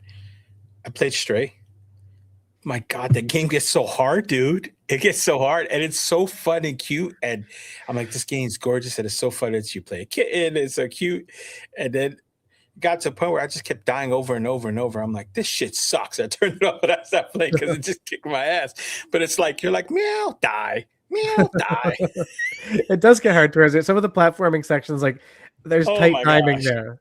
And of course, Yeah. then like in your head, there's stakes. Like you're not just dying in the video game, you're killing a cat. Like, because you're the cat Yeah. with this little Yeah, robot buddy. man. Yeah. So you Yeah. feel like extra bad about it. It's the same way, like I've played thousands of video games and murdered millions of digital people, but I still to this day do not like killing a dog in a game because they make the dog noise and I feel terrible Yes. about doing it. Oh, it's And that's how I terrible. feel Yeah. about the cat. Even if like, you know, they're the bad dogs in the game, like I hate that. And I'll always hate that. So I get it in straight like, so Nathan Drake fell off a cliff, he died. Who cares? Nathan Drake's kind of a boring personality, but the cat's got charisma. So you feel bad for him. That's really good. That's really good. Gigi, what about you? Is there anything that I know you only do File Explorer and LLM models, but is there, if you were playing a game this generation, what would it be? Excuse me, sir. No, I'm stuck in a looping Cyberpunk 2077 benchmark. Like, excuse me. You know, if you're gonna please get that right. No, I mean there are actually a lot of games from this generation that I like or I want to play, but the problem is I feel there's this big I guess like large spectrum, right? There's a ton of games which, like to Anthony's point, it's like it's almost like they're just slop. They're not really even like games. There's just some copy paste or 80% of some kind of Souls wannabe or Souls like game. And then there's other games where they are deserving of your time. I mean, you know, Stray is a good one, is a good example. Like Astro, he mentioned also. These are unique games that, you know, they might be console exclusive, and whether you have that console or not, it might be something that you want to check out if you know somebody that owns one. That doesn't mean, you know, it's worth buying a $650, $900 console, but like it's there type deal, you know? So for me, like, even though like I was talking about going down like memory lane to play like old games just to test them, get some footage for it or whatever, like I will do a very similar thing for newer games. And like I'll admit, like I get caught in the FOMO too. Like I see, oh, Crimson Desert, wow, this game looks really cool. So many jank things about it, but like it looks really cool. I don't really want to buy this, but oh man, Klef said I should buy it. Oh wait, now he said refund it. Oh, it's too late. I already bought it and I've passed 2 hours over.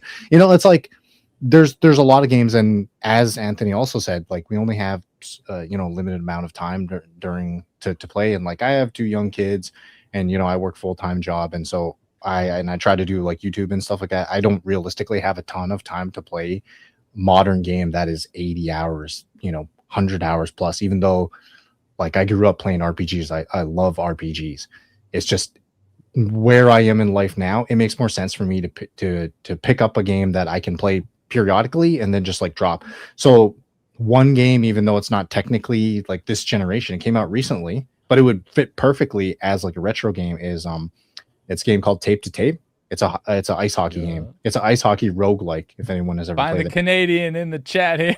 Find the Canadian in the building. Yep.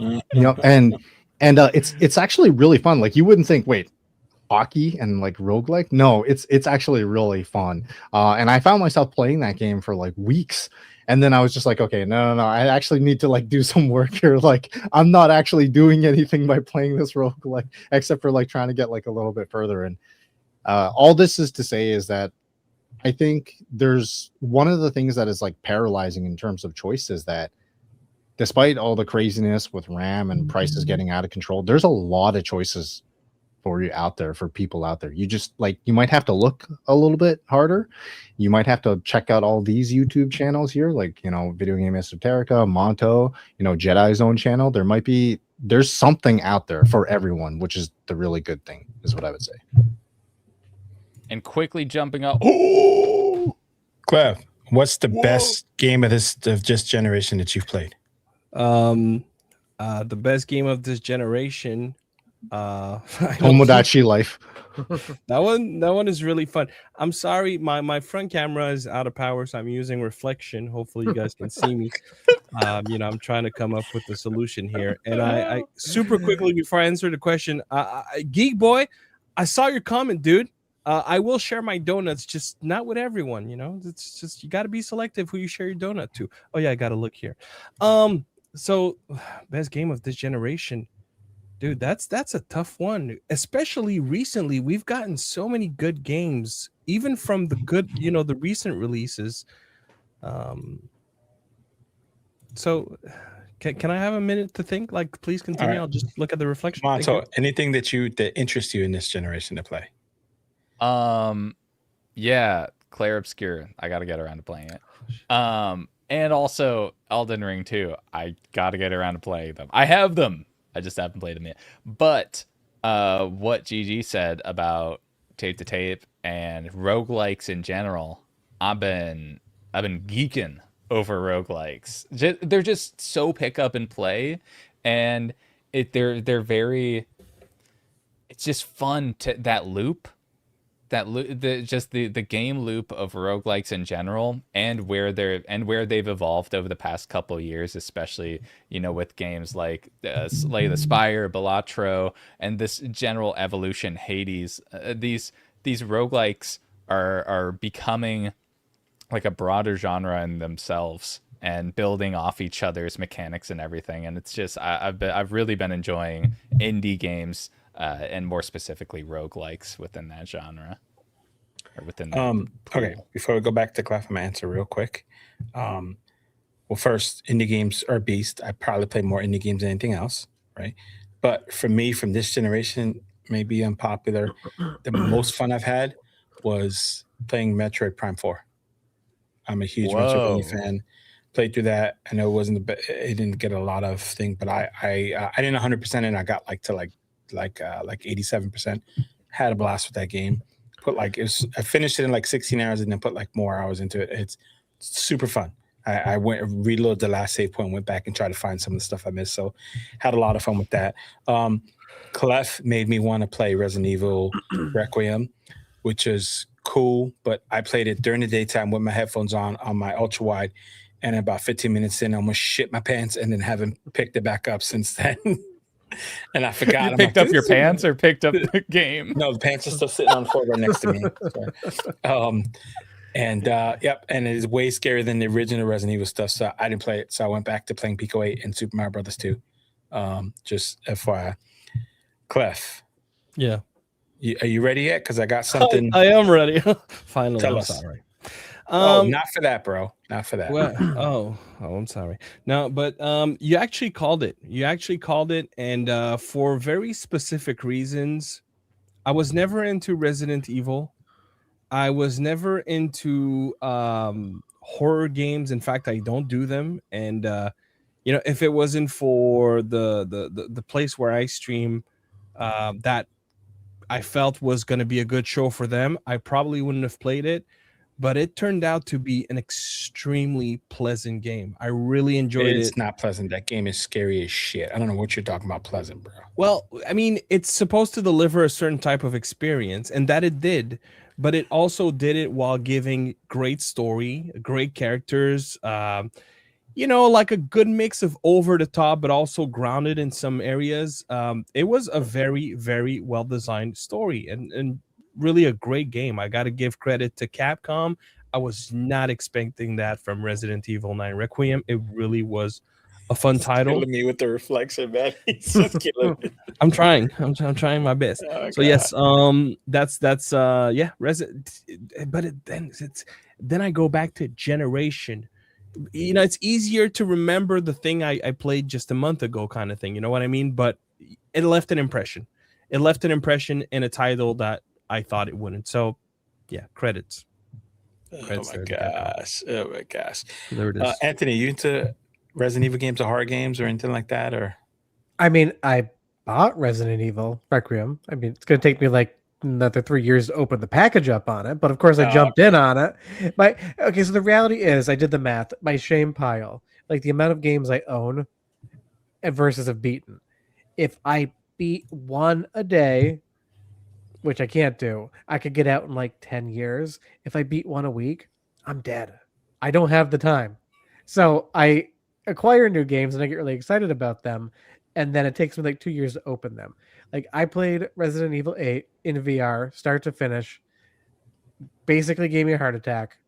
but it was You're super crazy. fun. Like, I can't imagine playing that in VR, dude. You're a savage, bro. I have to piss just listening to you talk about it, bro. I made it 20 minutes into that. Couldn't do it. I love. I mean, I grew up in a household where my parents thought that any form of entertainment was for any age. Like, yeah, you're 6. You want to watch Chucky alone in your room? Cool, go ahead and do that. Like Hellraiser at 8. That's cool. That's fine. The only thing I do not like is any sort of spider-based content. Like, what was that? Farpoint for PlayStation VR, the original. Spiders would burrow into the ground and then jump at your face. No, I ripped. I threw that game was phenomenal. Yeah, but with the spiders, I was out. The minute I saw that, I ripped the VR headset off my head, threw it on the ground, just never played it again. Did you play for what you've played of it? Did you play with the gun? Yeah, I've got the gun. It's in the closet here, and I always wanted to use it again, but it just like there needed to be a no spider mode. Like if you're gonna spider mode. Yeah, there needs to be no spider modes in games, especially in like VR. Grounded. Wait, Anthony? Anthony, do you have like mild arachnophobia? Is that why? No, it's not mild. It's I will run through the wall like a Kool-Aid man to get away from a spider. Okay, I mean I get it, dude, but like, how else are you gonna get like spider powers? You know, so in the thing about like having a family that had no idea what was and wasn't appropriate for children. My father was a dentist, and he had a hobby of catching spiders and putting them in the. He's gonna sound like a serial killer. I promise he's not. He would catch big spiders and put them in the freezer until they were almost dead. And then he would basically like freeze them in certain poses. He would then take him to his dental lab where he did prosthetics, and he would pour them into resin in different shapes. So he got this big wood spider from the wood pile, and those things eat all the other spiders and get massive. He had both of its like front legs up, ready to attack, poured in resin, and put it underneath my bed sheet when I was 8 years old. God. So when I pulled my bed back, there was a baseball-sized spider reared up, ready to kill. Ever since then. That's how I grew up. I'm so glad you prefaced that with, he's not a psychopath. Like, oh my god, he was treating them like action figures. Oh yeah, he was action figure bugs that he froze in the freezer. That's his favorite. What the hell? I just have to share this with everybody. So my sister, she went to school for entomology, and like in college, when I was in college, she was working at the university lab, and she invited me, and she was like, hey, come and look at these moths and shit. And I was like, I don't care about moths. And she was like telling me all about them. And she used to like freeze butterflies and that kind of stuff. You lost me right there after the freezer thing and the poses. I was like, where's he going with this? This is wild. Wow. Nah, hell nah. I'd have ran away from home. I would have ran away from home. I'd have ran away from home. My gosh. So pricing stuff, because I have a bunch of questions I want to ask Anthony, but pricing stuff. So Raspberry Pi, they're coming out with 2 models. They're coming out Raspberry Pi 4 with 3 gigs of RAM. They're going to sell for $80. I think that's cool. I don't know if you guys are into Raspberry Pis, but the Raspberry Pi 5 has gone up to $250 now. They're coming out with a 1 gig model again too, which is really awesome. So there's a plus there. And I'm just speeding through these. So we saw earlier last week that Nintendo was raising prices on the games, and then it kind of was miscommunicated. It turns out what we've been asking for forever, right? We always think, why are the digital games cost the same price as the physical? So it turns out that they're looking like they may be lowering the prices on the digital games, which is kind of cool. But that's not to say as Nintendo the prices aren't going to go up, because they're the masters of getting us to buy the same damn Mario game on every freaking console, right? So, I mean, I don't know. We'll have to see. Let's see what happens with there. But now that's out the way, I want to know, and this is a great question for everybody, especially Anthony, actually everybody on the panel, but your focus, Anthony, is, and this is kind of the stuff that like Tula and I were talking about the other day, why we love watching your content, is that you do a lot of obscure games, right? Like you did a video yesterday and you were talking about, I had to write it down, a vertical shooter that I never heard of. And I'm like, I have to go play that. And I watched like the 10 minutes of it. I don't even remember the name in the video you did yesterday when you're talking about translations and stuff and obscure games, obscure hardware. And just, like instead of mainstream stuff, like what we're like a lot of other people doing, what makes you decide to do the content that you do? What makes you decide you're going to do that? And I say this applies to everybody because we all kind of do a little bit different stuff, right? So what makes you decided, what made you get up and say, man, that's what I want to do on my YouTube channel. I want to make a channel. I want to talk about that stuff, right? I want to talk about the obscure stuff that nobody's heard of and how cool it is. And I want to have 35 different arcade machines in my tiny little closet stacked up like Jenga. Like, what made you decide to get there? I mean, I think it's a stubbornness in my head. Like, this is going to date me, but I mean, I'm not the oldest person here. Remember the back of magazines where they had those little fill in the bubble puzzles where you could win the ultimate gaming setup that every console ever made? Did anyone remember those? It was like a contest, but the gist of it was like you could win a big screen TV and every console ever made. As a kid, I was thinking to myself, I'm like, well, I want every console ever made. I'm missing out on so much stuff. They'd be like, you get a free Atari Jaguar. So I'm like, my kid brain said, when you become an adult and you have money, you can buy whatever you want. So get every video game ever made, get every console ever made. You'll finally find out. And I actually, adult me delivered on the promise the kid me thought about and said, screw it, let's go get it all. But I like the obscure stuff because I like finding out what I missed out on. I don't like the idea of missing out on things. Like, you know, I was always trying to research hardware or get new rare things in consoles that never got released. And I figured, well, if I like all this stuff, there must be somebody else out there that's interested in it too. So I'm like, I'll make a YouTube channel to attract flies with honey, other people that are interested, because no one in my real life cares.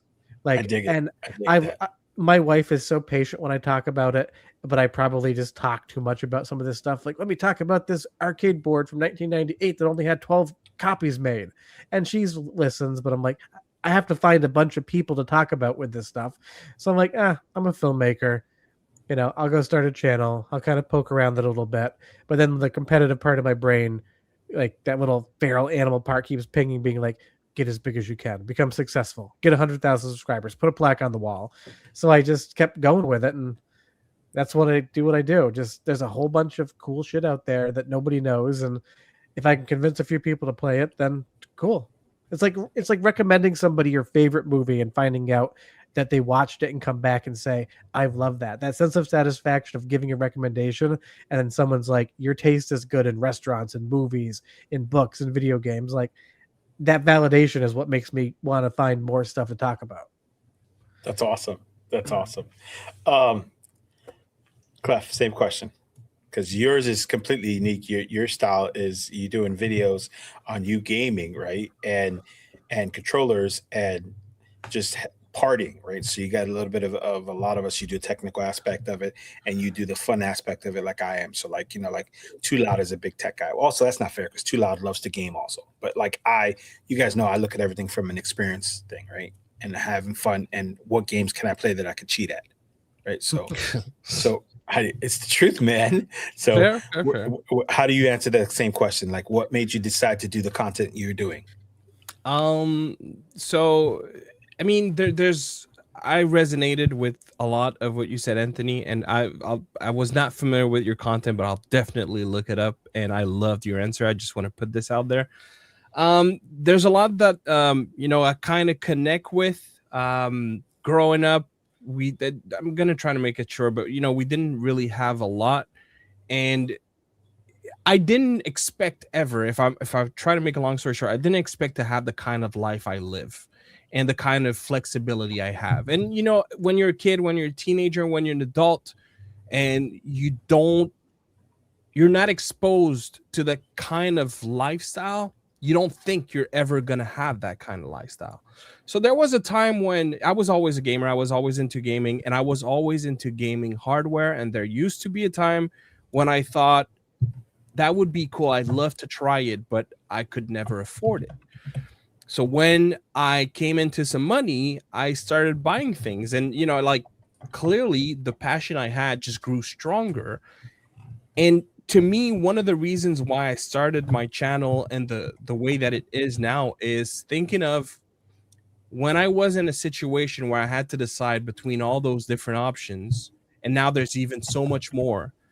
I wish there would have been a guy that gave me his honest thoughts on what is best to spend my money on. That was what I wanted to do. That's why it's GameTechTalk. I never was the goal was never to talk mostly about controllers. It was to talk about anything gaming that is tech, where I can give you my honest opinion. And of course, we all have a little bit of a bias, but I try to buy everything I can to have cast a net that is so wide that I can give you all those different perspectives. And yeah, that was the reason. It was to try to give people insightful opinions so that they can then make a better educated choice.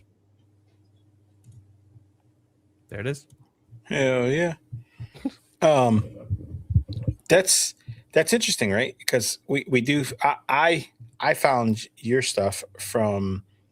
I want to say it was, I think probably a year or two ago. Tula was like, you're obsessed with these controllers. You should probably look at Klef, right? Because he's this controller guy. And then it kind of the obsession came, with the stuff. And I said, well, I'm better looking than him, so I should have more controllers than him. So so we're getting there. We're getting there. Speaking of good looking guys, GG, it's your turn. Oh, I wasn't ready for that. I thought you were going to the kid, Monto. I was going to the kid, but I lied when I said speaking of good looking guys. I was just trying to throw your ass off. Congratulations, sir. Yes, I have to re-enable a different model for that. I don't know. I have no idea what I'm doing on YouTube or on this podcast, so I don't think I can realistically answer this in a honest way, other than that I just want to share like what I'm interested in to the betterment or the detriment of like the YouTube algorithm. This has been plaguing me for a long time since I started doing my own channel, which is why, and this is not like a plug or anything, but like I started doing like other kind of content where it's just more so sharing of like my real experience of like using like laptops. So like I'm doing this other stuff now where it's like, hey, this is what it's like for me. I'm using these laptops for work, and like I try to game on them, and sometimes my kid interrupts me. Like this is just what that is, rather than focusing on like benchmarks and battery life and stuff like that. Not because like well, I mean, one, because I'm lazy, but then like two, there's so many other content creators out there that do a really good job of that already. And like, I don't want to just give them something like the same. This is kind of like what like Klef was saying, and even to a certain extent, like what Anthony was saying too. Like, I want them to see like there's like something else, and maybe I can offer them like a different perspective. And if I can do that, then I feel like that's been a success. Hell yeah. That's actually pretty dope. I dig it, man. And so, but you didn't say, you're talking about laptops and stuff like that. Where did the segue turn into the XR field, right? Because there's not, I mean, as far as maybe I'm a shill, but when I think XR, I don't think I'm going to go find some XR guy. Everybody that I know thinks I'm going to go find this ugly ass AI guy, GG, that's going to do if I have questions about XR, right? And It's like, oh my God, this guy's face, but he's got this cool content on his XR glasses, right? So, I'm where did that come from? Not the ugly part. We know about the ugly part. I'm talking about the XR stuff. I'm just gonna say real quick. You see, Safe State podcast viewers, you see what I have to put up with, and you have no idea. Like, I'm technically a guest on this podcast. This is not my podcast. Same with guest. Same with family. You see, I'm not treating Anthony like this, right? Fair. We know how. Look at that face. That dude is sexy as shit, right? Fair. We know Matt treats his family like shit. Case in point, Too Loud is not on here. He kicked him off. Oh right? God. Like Klef knows, because Klef and I host our own podcast, and like we don't treat each other like this. I don't know. This is a different kind of thing. Anyway, yeah, the XR thing, I don't know. There are actually way more like content creators that are out there, and they're more prolific than I am. They put out way more content than I do, but I think they do a lot more like VR stuff. And like from the sounds of what Anthony was saying, like he has a lot of experience in doing like VR stuff too. Kudos to you, sir, playing Resident Evil 8 in VR. I don't even think I could do that. Like I love VR. I love my PC VR. Balls, dude. Klef knows that. Yeah, it's wild, dude. Like no, I don't have any interest in my family hearing me scream like a little girl at 3 a.m. So like, I'm not going to do that. So, I mean, but yeah, like I did a lot of like PC VR stuff. I still dabble in that a little bit. I try to like get PC VR games running on handhelds, which is possible. I don't think anybody else really does that. But the thing is nobody also watches those videos. You know, like I got a comment like last month or whatever, someone saying, "Hey, I noticed you did the VR game on your ROG Ally with this eGPU. This is the only video I've found on YouTube of it." I'm like, well, yeah, because nobody else is this like ridiculous to try and do this. You know, this is like borderline Monto putting Fallout on 2DS. Like who's good? I mean, you know, eventually maybe that'll pick up some steam or whatever, but to the masses, to like the algorithm's not going to pick that up, and unfortunately that hurts your YouTube channel. But like about the XR thing, like one of my first videos was on like the first XR glasses that I got, which was at that time the Nreal Air, and I really loved that. I thought it was like, you know, completely cutting edge. I'd never seen anything like that, and like as a self-proclaimed like display snob, I really loved that, and I wanted to share that experience with other people. And you know, I did a lot of like weird stuff like in between there, and now I'm just trying to focus a little bit more on that. That's cool shit, man. I dig it. Monto, before you answer the question, I want to point out, you know, Anthony was saying earlier about, you know, if he can finish a game a week that he's done, he doesn't get anything done. Anthony, if you watch Monto's live streams, he finishes a game in 6 hours and he live streams the entire freaking thing. I found myself one day like a dumbass watching his live stream for like 6 hours while he played the damn Ocarina of Time randomizer. And he does it all the time. So this guy finishes like 15 games a week. And they're all I've been slacking lately. Randomizer, but yeah. The sands of time are always falling. But you know, sometimes you gotta put some of those sands on a live stream and play a game for a little bit. That's why I trick myself into saying that I'm being productive. But anyways, yeah. So yeah. I mean, I need to live stream more. But what's the question? The question was, how'd you freaking Klef derails everybody? Okay? He's such a jerk, man. Canadians are supposed to be nice. So much for that shenanigans. The question was, what made you decide? How did you decide to create the kind of content you create? And yours is probably a little bit more difficult because you were like, sometimes like last week, you were at PAX, right? Just talking about all the cool OG handhelds that you bought, right? And that DS was a little bootleg. I love you, but that DS was pretty, you know, it was pretty beat. Yeah. It was the last day. I was the only day I could go. Oh my God. But then there's other times where you're doing a 6-hour stream on the Thor and you're running through games, or the RGDS, which is just complete poo, and you love that thing, right? And next up I'm gonna talk about phone. Right. So what made you, how do you decide what you're gonna do? I just follow my brain interests. I obviously like I like to play music, so I had like a little music YouTube channel for a little bit, but I don't like throw everything into one channel. Like if I have stuff I want to make about something else that's outside of gaming and handheld and stuff like that, then like, you know, I'll put that on another YouTube channel. But similar to Anthony, I come from a film background, so messing around with like cameras and filming stuff, that was pretty second nature. But when it came to choosing gaming content, I originally started Monto Tech as a home lab channel talking about, you know, different like home lab, home server things. So shout out, damn it, Jeff, putting home labbing on the map hard recently. But yeah, so I originally started at that, and then I got an RG556 from Anbernic, and I fell down the rabbit hole. I got my first Anbernic, and I realized that these handhelds, man, once you get a controller, there's something that just flips the switch in your brain when you have a physical controller that just changes everything.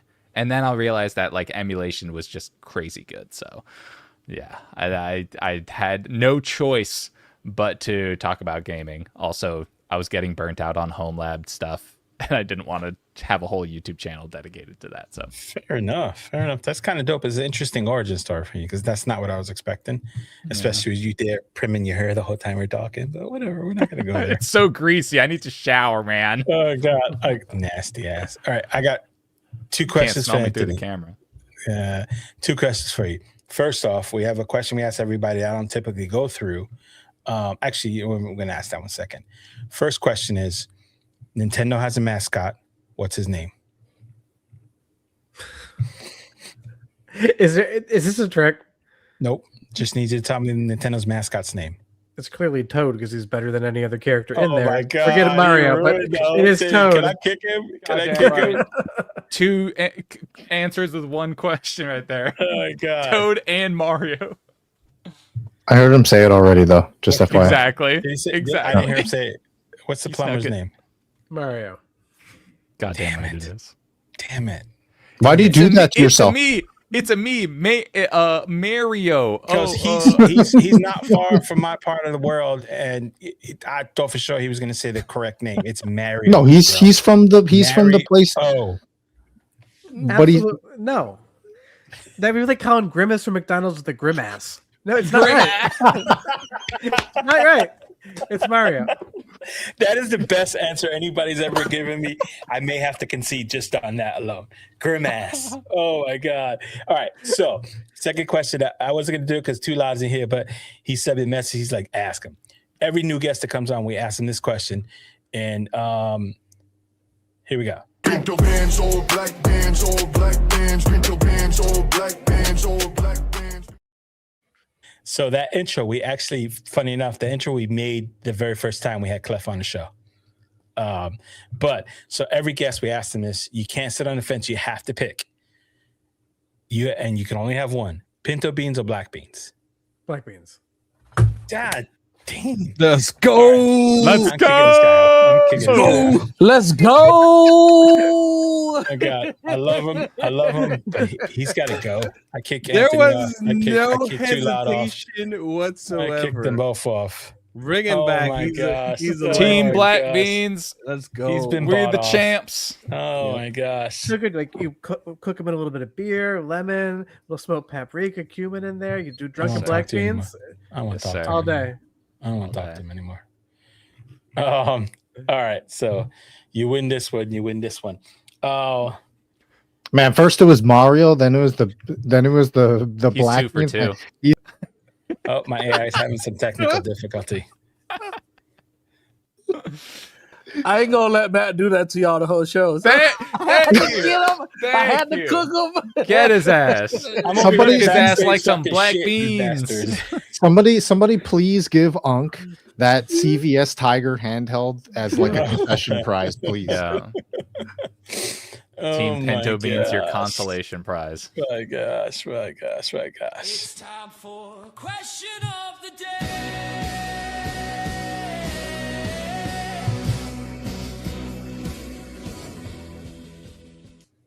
Yes, sir. Every show is full of cheesy ass transitions. Yes, sir. Because that's how we roll. So we have a segment we call question of the day. So we like the guest to come up with a question, and I probably should have prepared you a little bit better. I know I mentioned it. Did you have something? Because if No preparation needed. I did. So I was thinking, we were talking a lot about software emulation. We were talking a lot about FPGA, handhelds and stuff like that. So now with all the recomps and PC ports we have, because you mentioned Ship of Harkinian, if you're gonna play a game and it's either the original software emulation, original hardware, doesn't matter, or that recomp or PC port, which one are you going towards if you haven't played it in some years? Are you going for the recomp and PC port, or are you going for the original look?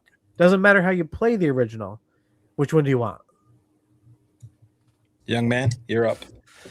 I mean, really, in my opinion, the only answer that would ever make sense to a question like this is that you have to play. That's his answer. You have to play. Oh wait, I'm still live. Yeah. What? He's trying to kick Wait, you himself guys off. still He see didn't me? finish answering. Yeah. What? I thought I quit the window. You tried I to was leave. trying to do the thing. Dude, this thing doesn't. Rip. Oh my gosh. Oh my gosh. Oh, too Quit his funny. brain instead. Oh my gosh. Oh See, my God, I see, can't get it to see, click. See, friends, this is what happens when you install 5 sticks of RAM. 5 sticks of RAM. All right, Gigi, you're up. What's the answer? A decomp or What? the OG game? PC port, decomp, or the OG game? I feel like this is a loaded question coming from Anthony. I know. It's I'm not. saying it's not fair. Okay, I just want to say this first. Okay, I'll be completely I'll be completely honest about it. I haven't seen like your stuff recently, Anthony, but I used to watch a bit of your channel. As far as I know, you've never done a video on like the Sony Pocket Station. You know what I'm talking about? That No, little I've tiny never done a What? Pocket Station. if you ever do, What's the if you ever do, box? please, I would love to be just a fly on the wall. Like, I don't have to be in the video. I don't have to collaborate with you. I just want to know what you'll do with that. Because like, I played that thing for the better part of like 10th and 11th grade. It was horrible, but I did it so that I could get the stuff in Final Fantasy VIII. And as far as I know, you can do that now, like in emulation, but it's not the same having this like little jank handheld like in your hand.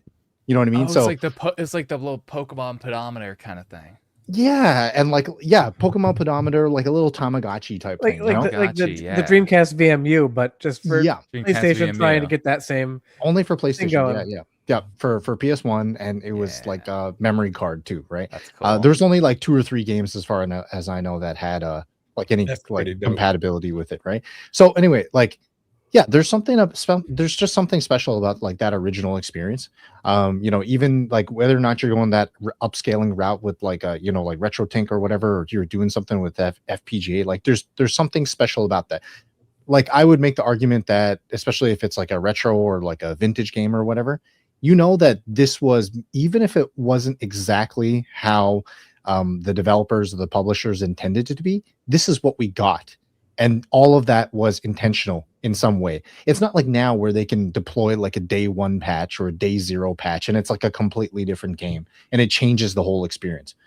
So like as much as I like recompilations or like remakes and stuff, as much as I like those for like the increased fidelity and like quality of life changes, like I get them both. I understand why they would do both.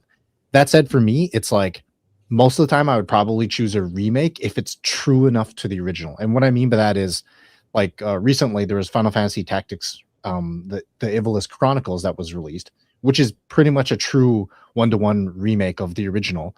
And if you didn't even like the new changes that they made, you could go back and play like the original version in this new release of the game. So you didn't need to go the FPGA route. You didn't have to go the software emulation route. You could just buy this game straight from Steam. So like I love that as an option. Understandably though, that's not like every new release type of thing. So just to answer the question, like I would choose that first, and then probably like secondary, I guess I would go with a remake if it's different enough. But then like not all remakes are good. Like Final Fantasy VII remake is bleh.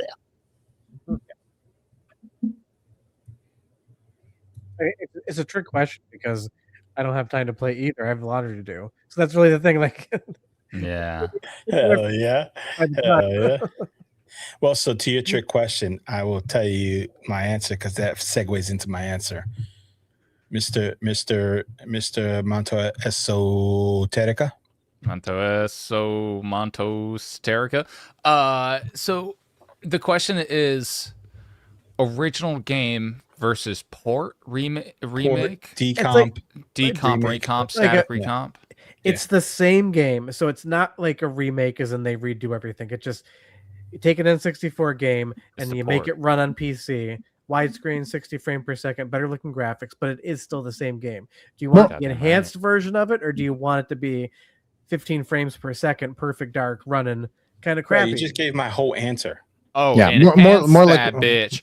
more like a Enhance! remaster, right? Like a Yeah. remaster. Right? It's see that's like you the what's it? Minority Report looking at the thing. Enhance. They're just it like Yes. I'll enhance the shit out of that thing. It's the end of the episode. I'm enhancing that thing to hell and back. I'm doing widescreen. I'm doing maxing out my refresh rate. Like we're doing 60, 120. F it. I'm doing custom textures.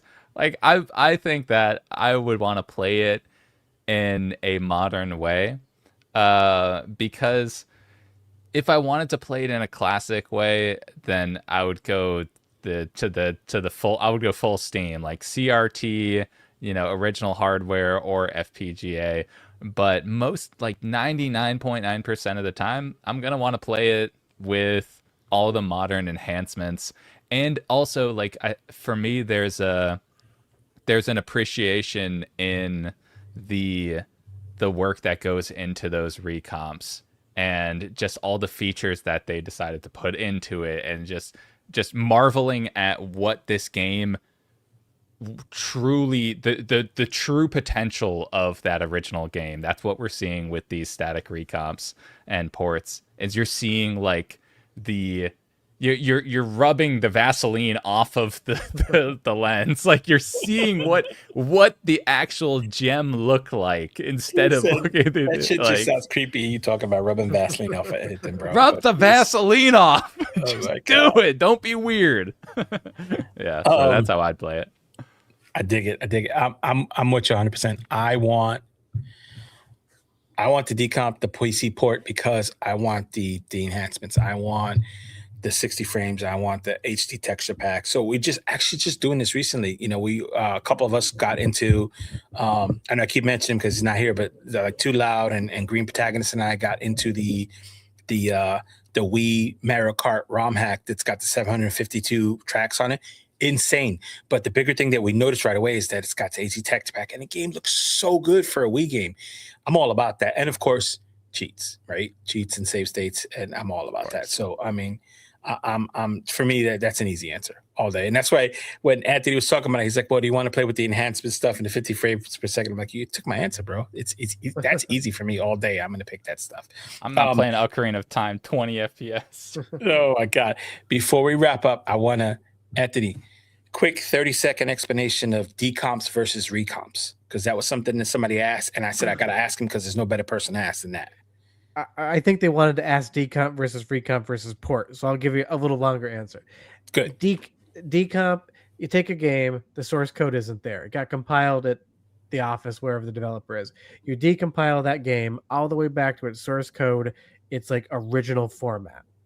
So a static recomp doesn't require a decomp. You just basically statically recompile the game to a new target hardware, new instruction set for CPU.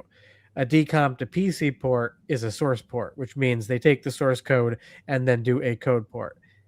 At the end of the day, it doesn't really matter, even if it matters a lot, because all you do is double click an executable and you play a game in a lot better format than it came from. But one requires a decomp, one doesn't. And I explained it on the channel like this. A decomp would be like if you roasted a chicken for dinner and then you unroasted that chicken, you put the feathers back on, put its head back on, brought it back to the farm, and let it be a chicken. A static recomp is you take that chicken and then you kind of just bit it up and put it into tacos. You still got a chicken. The chicken just did something slightly different. Where the decomp is the chicken's back alive, living on the farm, eating worms and stuff. And this is why no one understands what I'm talking about most of the time when I do it, because I got into chickens in that video. But that's the difference. The chicken's alive or dead. Including the chickens makes it a little bit morbid, and it kind of lost me. I started thinking about the poor damn chicken, so I get that. All I got out of that was you playing Resident Evil 8 in VR, and I'm like, oh, this is how he played that game, because with chicken, he like puts up chickens, The feathers on the chicken. zombifies the chickens, and One last thing. So we didn't touch on it a lot, but if you guys don't watch Anthony's content, he is one of the biggest people that you see in this space that is a proprietor of game preservation. He's always talking about it. He talked about the Minerva project, which if you guys don't know, the people that backed up Miriant and stuff. And so if there was one game that you could absolutely 100% guarantee will be preserved forever, what would it be? Buddy. I would have to pick. We're talking about games that we can play now, but like if the universe exploded, one game would still be available to play. Yep. Yoshi's Island. It is just the perfect example of what a video game could be back then. From the artwork to the music to the platforming to the gameplay. Like if you wanted to blast a video game into space and show some like other civilization, like this is what a video game looks like. Yoshi's Island. I'm completely blown away. I thought it was going to be some kind of obscure shmup game on like, some kind of device that only 10 people had or something like that. And No, I'm because a little surprised it does. if we're gonna preserve one thing from all time, I want it to be something that the majority of people are going to enjoy. Like, I want people to keep playing because we're all getting older, and I live in the Midwest, and I am 40. Therefore, by our eating habits, I'm going to die in 4 years of a heart attack. I've got 4 good years left. I'm at the end. So I So I want should have been dead already, right? So I should I have been want dead already. I want more people. I want people like my nephews to play these games. Like, I've got 3 nephews, and I want them to play stuff. I'm not going to give them some esoteric bullet hell shmup that they're going to be driven nuts by because they're walking away. But if I get them into Yoshi's Island, I've gateway drugged them. First taste is free, and then I got them hooked on the bullet hell meth in like a year. We're basically talking gateway drugs for video games. That's why I'm picking it. I love it. I love it. I love it. Listen, guys, this has been spectacular. Live chat, you guys are always awesome. Anthony, Rockstar, GG, you're my favorite AI. Monto, you are the most educated 12-year-old I've ever met in my life, bro. I love you for it. You are always welcome here. We love you to come hang out with us another time. Before we wrap it up, please give us the intro to your videos because it kind of gives me chills sometimes. So, yeah, clear that throat. Let's hear it, brother. I will say that 0.1% of people that hear it send me emails saying that I should not exist on this planet anymore. It really does get to people. Hey, everybody, welcome back to Video Game Esoterica. I got a fun and exciting episode for you guys today because we're going to be talking about whatever the hell I just made up, and I do not have a script. So just sit back, relax, like and subscribe, and we'll see you guys tomorrow for another video. There's no script. I just say things. I love it. I love it. That was awesome. Gave me chills, man. Gave me chills. I'm going to have to go eat some of that fried chicken. Hey, this has been another stellar episode of Safe State. As always, you can catch us over on the Handhelds United Discord. We're always chatting. We'll leave a link for that. We're also going to leave a link for Video Game Esoterica's channel, and we're going to leave a link for his Discord because he does have his own Discord. So make sure you pop in there and say what's up to the guy and talk about some obscure retro games because the dude's a beast. We're going to catch you next week for another great episode. We love you. Thanks for joining us. Don't give the old guys too much power. Peace. Good night, guys. Peace. Later.